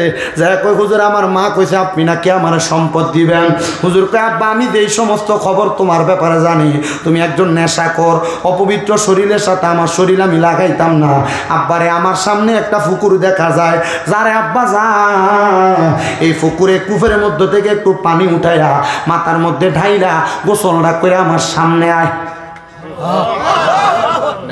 হুজুর এখানে যদি আমি গোসল করি নাগা হলি হুজুর আমি যদি এখানে গোসল করে আমার টাকা দিবেন বলে দিব গা পানিটা ঢালছে হুজুর কথা মোতাবেক তার 300 দিরহাম দিছে 300 দিরহাম নিয়া হাঁটতে হাঁটতে মদের বাটিখানাতে যাবে, রাস্তা দিয়া যে তারা দেখে দৌড়ে দৌড়ে ফালায় যায়, তার সামনে কেউ আসে না। মদের বাটিখানায় গেছে, বাটিখানার মধ্যে যাওয়ার সাথে সাথে মদের বাটিখানার সব মানুষ তারে দেখা ফালাইয়া গেছে। সে বাড়িতে গেছে, বাড়িতে যাওয়ার পর তার মা তারে দেখা বেহুশ হয়ে গেছে। একই বুঝলাম না, মদের বাটিখানায় গেলাম, মদের মালিকেরা আমারে ফালাই দিয়ে চলে গেল, তোর মালিক নাই আমি খামু কেমনে, এখান থেকে চলে আসছে। নেশা করার পরে নেশাও করতে পারে নাই, বাড়িতে যে মার সামনে গেছে, মা তারে দেখে বেহুশ হয়ে গেছে। তার মানে ওই পানিতে গোসল করার পর তার চেহারা বিকৃত হয়ে গেছে, কেউ তারে চিনে না, তারা দেখলে বড় ভয়ঙ্কর লাগে। হুজুরের কাছে যায়, কই হুজুর আপনার কাছ থেকে টাকা নিয়ে মদের বাটিখানায় গেছি, এরা আমারে দেখা ফলায়, রাস্তায় মানুষ আমারে দেখলে আমারে দেখা ফলায়। হুজুর বাড়িতে গেছি, মাও আমারে দেখে আমারে চিনে না, হুজুর আমার মা আমারে দেখে বেহুশ হয়ে গেছে, হুজুর যাওয়ার জায়গা নাই, আপনার কাছে আমার জায়গা কইরা দেন। খাইছে কি আর খাইতো কি ওনার কারোর কাছে জায়গা নাই। হুজুর আপনার কাছে একটু জায়গা দেন। হুজুর কো আব্বা আল্লাহর ওলি যারা এরা অপবিত্র, তারা অপছন্দ করে। আবার তুমি নেশা করছো, আব্বা অপবিত্র হওয়া যাবে না, বাবা পবিত্র হও। হুজুর আমি না গোসল করে গেলাম পবিত্র, করছো হ আব্বা ও আদা করো, আর কোনোদিন নামাজ ছাড়তা না, আর কোনোদিন মিশা কইতা না, আর কোনোদিন অপকর্ম বাজে কাজে লিপ্ত হইতাম। কথাগুলো কইয়া সুন্দর করে বসছে। হুজুর কি করতাম, আমার তো কোনো কাম নাই হুজুর, আপনার এখানে কোনো কাম যেহেতু নাই, আব্বা আসো কোরআনটা শিখাই। কয় 1 বছরে কোরআনে হাফেজ বানিয়ে দিছি। কয় বছর? 1 বছরে। বাকি 6 মাসে ইলমে তাসাউফের জ্ঞান তাদের সিনাই দিয়ে দিছি। বাকি 6 মাসে তার সিনার ভিতরে ফিকের এলেম দিয়ে দিছি, মানে মুফতি বানাই দিছে। এখনকার যুগ আর আগের যুগ কি এক নাকি যুগ? না না, এখনকার সিলেবাস অনুযায়ী পড়া, আর আগে কিতাবের ফার্স্ট টু লাস্ট দত্ত শেষ হওয়ার রাত পর্যন্ত পড়া শেষ হয়েছে না। এজন্য আমাদের ওস্তাদরা আমরা মাঝে মাঝেই মাদ্রাসার ক্লাসে কয় যে তোমাদের ভিতরে এলেম নাই। আমি হুজুর আসলে তো এলেম নাই, কারণ হুজুর আপনারা আমরা সিলেবাসের খণ্ড বিশেষ যা সিলেবাসে আছে তা পড়াইতেছেন, কিন্তু আপনারা যখন পড়ছেন তখন কি আপনারা সিলেবাস সরাইতো? বেটা সিলেবাসে তো আসলো না, বেটা সিলেবাস কি বেটা ফার্স্ট টু দত্ত একবার আউয়াল টু আখের শেষ করে দিত। হুজুর আমরা যখন সিলেবাস সরান যা পড়াইছেন যেটি পড়ছি না এটি তো আর আমরা জানি না, কয়টি হুজুরা কইয়া দেয় নিজ দায়িত্ব করে লইস, নিজ দায়িত্ব পরে কোন সময় বেটা সেপ্টেম্বর থেকে মাহফিল শুরু, রোজার আগ পর্যন্ত মাহফিল, 1 মাস মাহফিল করলেও শেষ হয়ে যাবে, আরো আওয়াজ নাই ভিতরে। এই 2 বছরের মাথায় সব শিখিয়ে দিছেন, 1 বছর তাকে সাধনার কাজে লাগাইছে। এবার হুজুরের কাছে খবর আসছে, যারে এ হুজুর তার মা ইন্তেকাল করছে, তার জানাজার নামাজটা পড়ে দাও। ছেলে ডাক দিয়ে কই হুজুর আমি নেশা করছি, কিন্তু আমার মায়ের বড় শখ ছিল, আমার মায়ের আমি জানাজা পড়াবো। হুজুর আমি জানাজা পড়াইতে পারি নাই, হুজুর আমি কি যাব জানাজা পড়াইতে? হুজুর ডাক দিয়ে কয় বাবা জানাজা পড়াইতে যাইবা যাও, তবে যাওয়ার আগে এই পানিটা দিয়া, যেই পানিতে তুমি প্রথমে এসে গোসল করছিলা, এই পানিটা দিয়া আরেকবার গোসল করো। গোসলটা যখন করছে চেহারা আগের মতো সুন্দর হয়ে গেছে। ওই ছেলে মায়ের লাশটার সামনে নিয়ে জানাজাটা পড়াইছে, জানাজাটা পড়ায়া ওই ছেলে যখন হুজুরের কাছে চলে আসছে, হুজুর 3 বছর টানা মায়ের মুখ দেখি নাই, মা আমারে দেখলেই বেহুশ হয়ে যাইতো। ও হুজুর মাটারে আমি জানাজা পড়ে দাফন করে আসলাম, আমার মাটাকে কবরে, আমার মায়ের স্বপ্ন ছিল আমি জানাজা পড়াইলে আল্লাহ আমার মারে মাফ করে দিব। হুজুর মা কবরে কেমন আছে আমি জানি না, হুজুর আমার মা কেমন আছে আমার জানতে বড় ইচ্ছা হয়। আমি জানি না এই নীলাখাতের 92তম হযরতে কোরআন গাজী শাহ রহমাতুল্লাহ আলাইহির উরুস মোবারকে কোন সন্তান জানি তাদের মারে মাটি দিয়ে আজকের মাহফিলে বসে আশেক বলে, ওরে মা তুমি কেমন আছো, মা তুমি কেমন আছো, অন্ধকার কবরে তোমার জন্য কান্দে অন্তর দু চোখের পানি ঝরে। বাবারে ওই মায়ের কথা স্মরণ করে যদি পারেন কষ্ট করে আমার সাথে একটু বলার চেষ্টা করবেন। আমি আপনাদেরকে আর কষ্ট দিতেছি না। ওই সন্তান শুধু বারবার কাঁদতেছে, মার কথা চিন্তা করে কান্দে। সন্তান মার কথা বাবার কথা স্মরণ করে করে চোখের পানি ফালাইবা, কারণ চোখের পানি মাটিতে পড়ে না। আল্লাহ মা বাবার গুনাহ মাফ করে দেয়। আশেক বলে, মা তুমি কেমন আছো, মা তুমি কেমন আছো অন্ধকার কবরে, তোমার জন্য কান্দে অন্তর দু চোখের পানি ঝরে, তোমার জন্য কান্দে অন্তর দু চোখের পানি ঝরে। ছোট কালের কথা পরে যখন মনে, বসে বসে কান্দি মাগো পানি দুই নয়নে, বসে বসে কান্দি মাগো পানি দুই নয়নে। আমার দুঃখ বোঝার মতো, আমার দুঃখ বোঝার মতো কেউ নাই সংসারে, তোমার জন্য কান্দে অন্তর দু চোখের পানি ধরে, তোমার জন্য কান্দে অন্তর দু চোখের পানি ঝরে। মা মা গো মা। ওই ছেলে ডাক দিয়া কই, হুজুর আমার মা কবরে কেমন আছে আমি জানি না, আমার মন না চায় আমার মার অবস্থা জানতে। হুজুর এবার আল্লাহর কোরআন তেলাওয়াত করে, ওয়া মিনাল লাইলি ফাতাহাজ্জাদ বিহি নাফিলাতাল লাকা আসা আইয়াবআসাকা রাব্বুকা মাকামান মাহমুদা। হুজুর ডাক দিয়া কয়, বাবা আল্লাহ নবীরে কইছিল আপনি রাতের কিছু অংশে তাহাজ্জুদের নামাজ পড়েন, যদি তাহাজ্জুদের নামাজ পড়েন অতি সত্বর আপনারাকে মাকামে মাহমুদ প্রশংসার জায়গা দান করবে। যখন এই আয়াত নাযিল হইছে আমার নবী আল্লাহর কাছে কাঁদছে, আল্লাহ আমার উম্মত, আমি নবী দুনিয়াতে না থাকলে তাহাজ্জুদ পড়ব, আমার উম্মতের আপনি কি দিবেন? আল্লাহ কই, বন্ধু নবী আপনার উম্মত তাহাজ্জুদ পড়া যা চাইব তা দিব।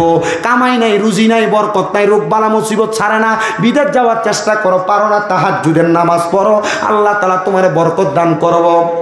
হুজুর ডাক দিয়া কয়, এ ছেলে তোমার মা যেহেতু কবরে, তোমার বাবা যেহেতু কবরে, তুমি তোমার মা বাবার কবরের অবস্থা জানতে তাহাজ্জুদ নামাজ পড়ো। ছেলেটা তাহাজ্জুদের নামাজ পড়া আল্লাহ তাআলার কাছে কান্দে কান্দে আর কান্দে, একটা না 7 দিন কাঁদছে। 7 দিনের দিন ওই ছেলেটা কাঁদতে কাঁদতে হুজুরের কাছে এসে ডাক দিয়ে কই, হুজুর আমার মা বাপ তো কবরে বড় ভালো আছে। বলে কেমন আছে, কি দেখছো? বলে হুজুর তাহাজ্জুদ পড়া যখন কান্দি আমি দেখছি আমার মা জননী আমার আব্বাজান একটা সুন্দর বাগানের মধ্যে ঘুরতেছে, তাদের ডাইনে 70, বামে 70, সামনে 70, পেছনে 70 জন জান্নাতের হুর গিলমান তাদের সামনে পেছনে ঘুরতেছে। আমি জিগাইলাম, ও মা ও আব্বাজান আপনাদের সামনে পেছনে ডাইনে বামে কেন জান্নাতের হুর গিলমান? বলে তোমার মতো একজন সন্তান মাত্র 3 বছরে নেশা ছাইরা খারাপ পথ ছাইরা দিয়া আল্লাহ তাআলার হেদায়েতের পথে আসছে, আমার আল্লাহ তাআলা একটা নেক সন্তানের বরকতে তার মা বাপকে মাফ করে দেয়। আমবারে ও আব্বা তুই সন্তানের দোয়ার বরকতে আল্লাহ তাআলা আমরারে মাফ করে দিছে। ও আমার ভাই, ও নীলাখাদের হযরতে পরান গাজী শাহ রহমাতুল্লাহ আলাইহির মাজারের উরুস মোবারকের মাহফিলের বাবারা চিন্তা করে দেখো, একটা সন্তানের নেক দোয়ার কারণে আল্লাহ তাআলা তার মা বাপরে মাফ করে দিছে। আমি জানি না তোমরা কে জানি তোমাদের মারে হারাই আজকের মাহফিলে বসছো। তোমার মা তোমারে বড় কষ্ট করে মানুষের মতো মানুষ করছে, তোমার আব্বাজান তোমার বড় কষ্ট করে মানুষের মতো মানুষ করছে। এখানে হয়তো অনেক সন্তান আছে যারা তাদের মা বাপরে বাদ দেয় না। বউ কথার কথাই বলছে, তোমরা 2-3 ভাই তুমি কি লেগে একা একা ভাত খাওয়াও, তোমার 2-3 ভাই কি খাওয়াইতে পারে না? এ কথা শুই না তুমি মা বাপরে জুদা কইরা দিছ। মা বাপ সকালে এক ঘরে খায়, দুপুরে এক ঘরে, রাতকে এক ঘরে খায়, এক সপ্তাহে ঘরে আরেক সপ্তাহে ঘরে ভাগ করে করে মা বাপ ভাত খায়। পুত্রে এমনি যদি মা বাপ ভাত খায়, মা বাপের রুহুদও অনেক কিছু খাইতে মন চায়, কিন্তু এভাবে আলাদা আলাদা খাওয়ার কারণে তোমার কাছে মা বাপ কোনো কিছু চাইয়া খাইতে পারে না। আরে মনে রাখবা, বৃদ্ধ হইয়া গেলে জিহ্বার স্বাদ নষ্ট হইয়া যায়। এরা অনেক কিছু খাইতে মন চায় কিন্তু সন্তানকে ডরে বলে না। এটা কিয়ামতের আলামত। নবীজি বলতেছে কিয়ামতের আগে দুনিয়ার জমিনে এমন অবস্থা হবে, মা বাপ সন্তানকে ডরায়া ডরায়া কথা কইব, মা বাপ সন্তানের সামনে উঁচা গলায় কথা কইতো না, সন্তানরে ভয় পাইবে। এটা কিয়ামতের আলামত। আলামত। সন্তান ভাই ভাই ঝগড়া করে মা বাপরে আলাদা করে দিছ, দাও তোমার পাও আমার সামনে দাও, আমি আমার জিব্বা দিয়া পরিষ্কার করে দিব তোমার পাওটা। শুধু ওয়াদা করবা এখান থেকে বাড়িতে যাইয়া মা বাপরে জুদা করে দিয়া থাকলে, দমক দিয়া থাকলে বাড়িতে যাইয়া মা বাবার পাউডি ধরে ধরে মাপ চাইবা, আর কইবা ও মা ও আব্বা আল্লাহর হস্তে আপনার কাছে মাপ চাই, আমারে মাফ কইরা দেন। যতক্ষণ পর্যন্ত মা বাপ মাপ না করছে ততক্ষণ পর্যন্ত মা বাবার পাও চাইর না। বলে হুজুর মাপ চামু দূরের কথা, দুই ঈদের সময় তো আমি আমার মা বাবার পায়ে ধরে সালামি করি না। আরে সালাম না, মাঝে মাঝে সুযোগ পাইলে আম্মা আব্বার পায়ের মধ্যে চুমা দিবা। আমার সম্মান আমার যোগ্যতা নাই এই মাহফিলে প্রধান বক্তা হওয়ার।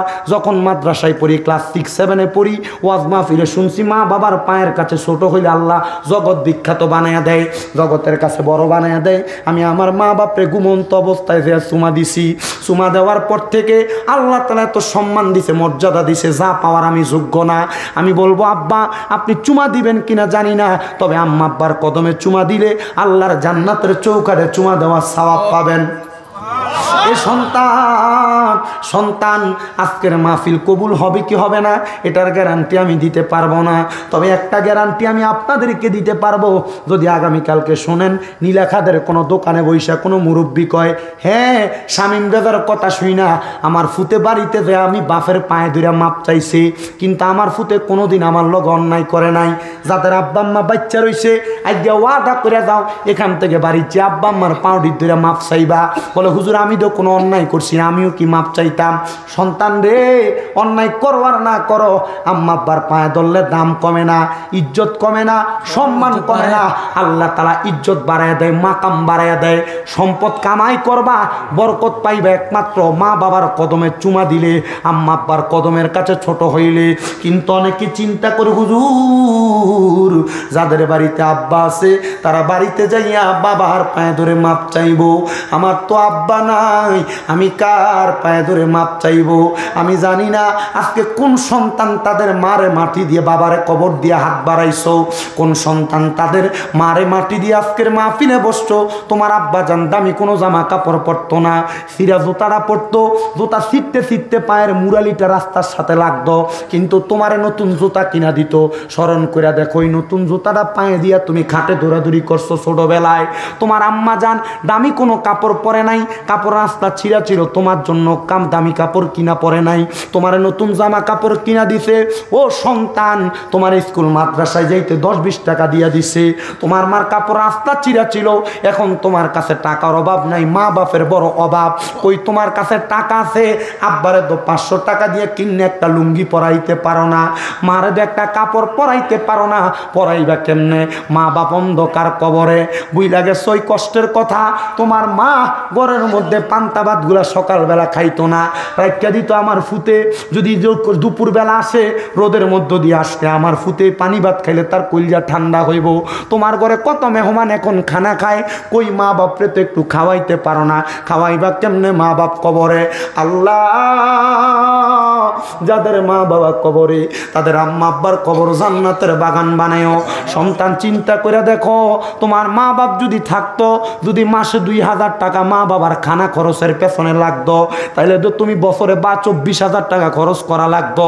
আম্মা আব্বা যদি বাইচা থাকতো, আম্মা আব্বার যদি মাসে 1000 টাকার ফল কিনা খাওয়াইতা, 12 মাসে তো 12,000 টাকার ফল কিনা খাওয়ানো লাগতো। তোমার মা বাপ ফলও চায় না, কবরে চলে গেছে, খানাও চায় না, কবরে চলে গেছে, কিন্তু তোমারে লাখ লাখ টাকার বাড়ি দিয়ে গেছে, খেতে দিয়া জায়গা দিয়া গেছে। এই ক্ষেতের মধ্যে এই জায়গা যদি তুমি ভাড়া থাকতা, মাসে যদি 5,000 টাকা ভাড়া দিতা, তাহলে 12 মাসে 60,000 টাকা ভাড়া দেওয়া লাগতো। আব্বারে হযরতে পরান গাজী শাহ রহমতুল্লাহ আলাইহির মাজার শরীফটা এমনি পড়ে আছে, কাজ বাকি আছে। আমি শুধু কয়েকজন সন্তান চাই, হুজুর আমার মা বাবা আমার সম্পদ দিয়া গেছে, আল্লাহ তাআলা মা বাপরে কবরে কেমন রাখছে জানি না, আমার মা বাপরে মোহাব্বত কইরা আমি আমার মা বাবার নামের উপরে 20,000 টাকাই মাজারের জন্য দান করব, 1 টন রড দান করব, হুজুর আমি 100 বস্তা সিমেন্ট দান করব, 50 বস্তা সিমেন্ট দান করব, আমি 1 লাখ বালু দান করব। হুজুর আমি 1000 ইট দান করব। হুজুর আমি 1000 পারবো না, 20টা হাজার টাকা দিব, 10টা হাজার টাকা দিব। কেউ যদি থাকো হাতটা বাড়াইবা। হুজুর আমি 1 টন রড দিব এই মাজারের কাজের জন্য। হুজুর আমি 1000 ইট দিব এই মাজারের কাজের জন্য, 1 লাখ বালু দিব মাজারের কাজের জন্য, 20টা হাজার টাকা দিব এই মাজারের জন্য, 20 বস্তা সিমেন্ট দিব মাজারের জন্য। আসুনি একজন সন্তান হাতটা বাড়াইবা। মা বাপ কবরে আছে, এই দানের উসিলে আল্লাহ তাআলা তোমার মা বাপরে মাফ করব। একজন সন্তান শুধু হাতটা বাড়াইবে। একজন আছেন 20,000 টাকা দিবেন মাজারের কাজের জন্য। বেশি হয়ে যায় নাকি? 20,000 দিবেন আল্লাহর ওলির মাজারের কাজের জন্য। 1 টন রড কিনা দিবেন এই মাজারের কাজের জন্য। বলো হুজুর আমি 1000 ইট কিনা দিব। আছেন কেউ? হুজুর আমি 20 বস্তা সিমেন্ট কিনা দিব মাজারের কাজের জন্য। মাজারের ছাদরা ভেঙে গেছে, নতুন করে নির্মাণ করবে। কে দিবেন? দাঁড়ান না দাঁড়ান লাগবে না। আপনার নাম কি? খুরশিদ মিয়ার বাড়ি কো? আমার বাসেনি। নারায়ে তাকবীর, নারায়ে রিসালাত। আল্লাহ কবুল করো, মঞ্জুর করো। জনাব মোহাম্মদ খুরশিদ মিয়া উনি দান করে দিয়েছেন 10,000 টাকা। আম্মাও নাই আব্বাও নাই। আল্লাহ খুরশিদ মিয়ার বংশের কবর আযাব মাফ করো। কামাই দিতে বরকত দাও, হায়াতে বরকত দাও, মনের নেক নেক আশাগুলো পূরণ করো। খুরশিদ মিয়া দান করলেন 10,000 টাকা। জোরে কোন মারহাবা। এরপরে খুরশিদ মিয়ার মতো ধন্য মায়ের ধন্য সন্তান, ধন্য বাবার ধন্য সন্তান বলে হুজুর আমি দান করব, আমার মা বাবার জন্য দোয়া করেন। 10,000 দিবেন। 10,000 সাজে একবার দিছে আর মনটা চাইছে না কত চা খাওয়াইতো। আমার যখন 1 ঘন্টা 10 মিনিট হয়ে গেছে তখন থেকে আমার মাথাটা ব্যথা শুরু হয়ে গেছে। না উঠতো না আছে 10,000 দেওয়ার মতো আসেননি।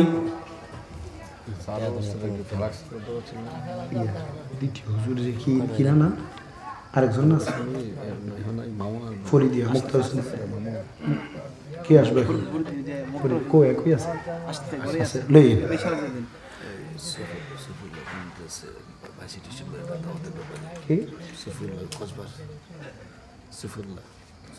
আমার ফোন দিলে চলো কথা বলবো, ইউটিউবে নাম্বার আছে।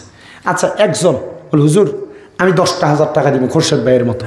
10,000 কি বেশি হয়ে যায় নাকি? এটার যে পরাণ গাজীর ভক্ত আছে না অনেকে, আশেকান আছে না অনেকে, বলে হুজুর আমরা দিয়া দিব, আমরা এই মাজারের কাজের জন্য যে 10,000 টাকা দিব অথবা 1 গাড়ি কি কয় 1,000 ইট কিনা দিব।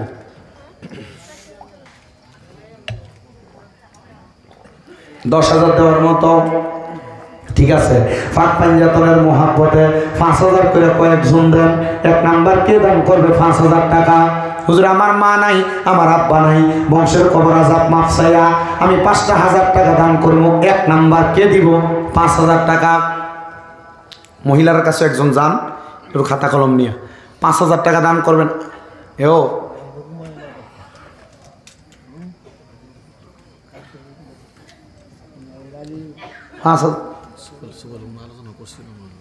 আমার মনে নেই, 22 ডিসেম্বর আমার মনে নেই। আচ্ছা কত মারহাবা। নারে তাকবীর, নারে রিসালাত। আল্লাহ কবুল করো, মঞ্জুর করো। সাখাওয়াত হোসেন বাপ্পি মোহরি সাহেব উনি দান করে দিয়েছেন 5,000 টাকা। আল্লাহ কবুল করো, মঞ্জুর করো। দানের হাদিয়া সোনার মক্কা মদিনায় পৌঁছাও। কামাই রিজিকে বরকত দাও, হায়াতে রিজিকে বরকত দাও। আল্লাহ ওনার বংশের কবর আযাব মাফ করো। যারা বেঁচে আছে হায়াতে বরকত দান করো। এটা তাকবীর হবে। নারে তাকবীর, নারে রিসালাত, নারে গাউসিয়া, আরে সুন্নাত ওয়াল জামাত। হযরত মাওলানা কারি মুক্তার হোসেন ফরিদি সাহেবের আগমন।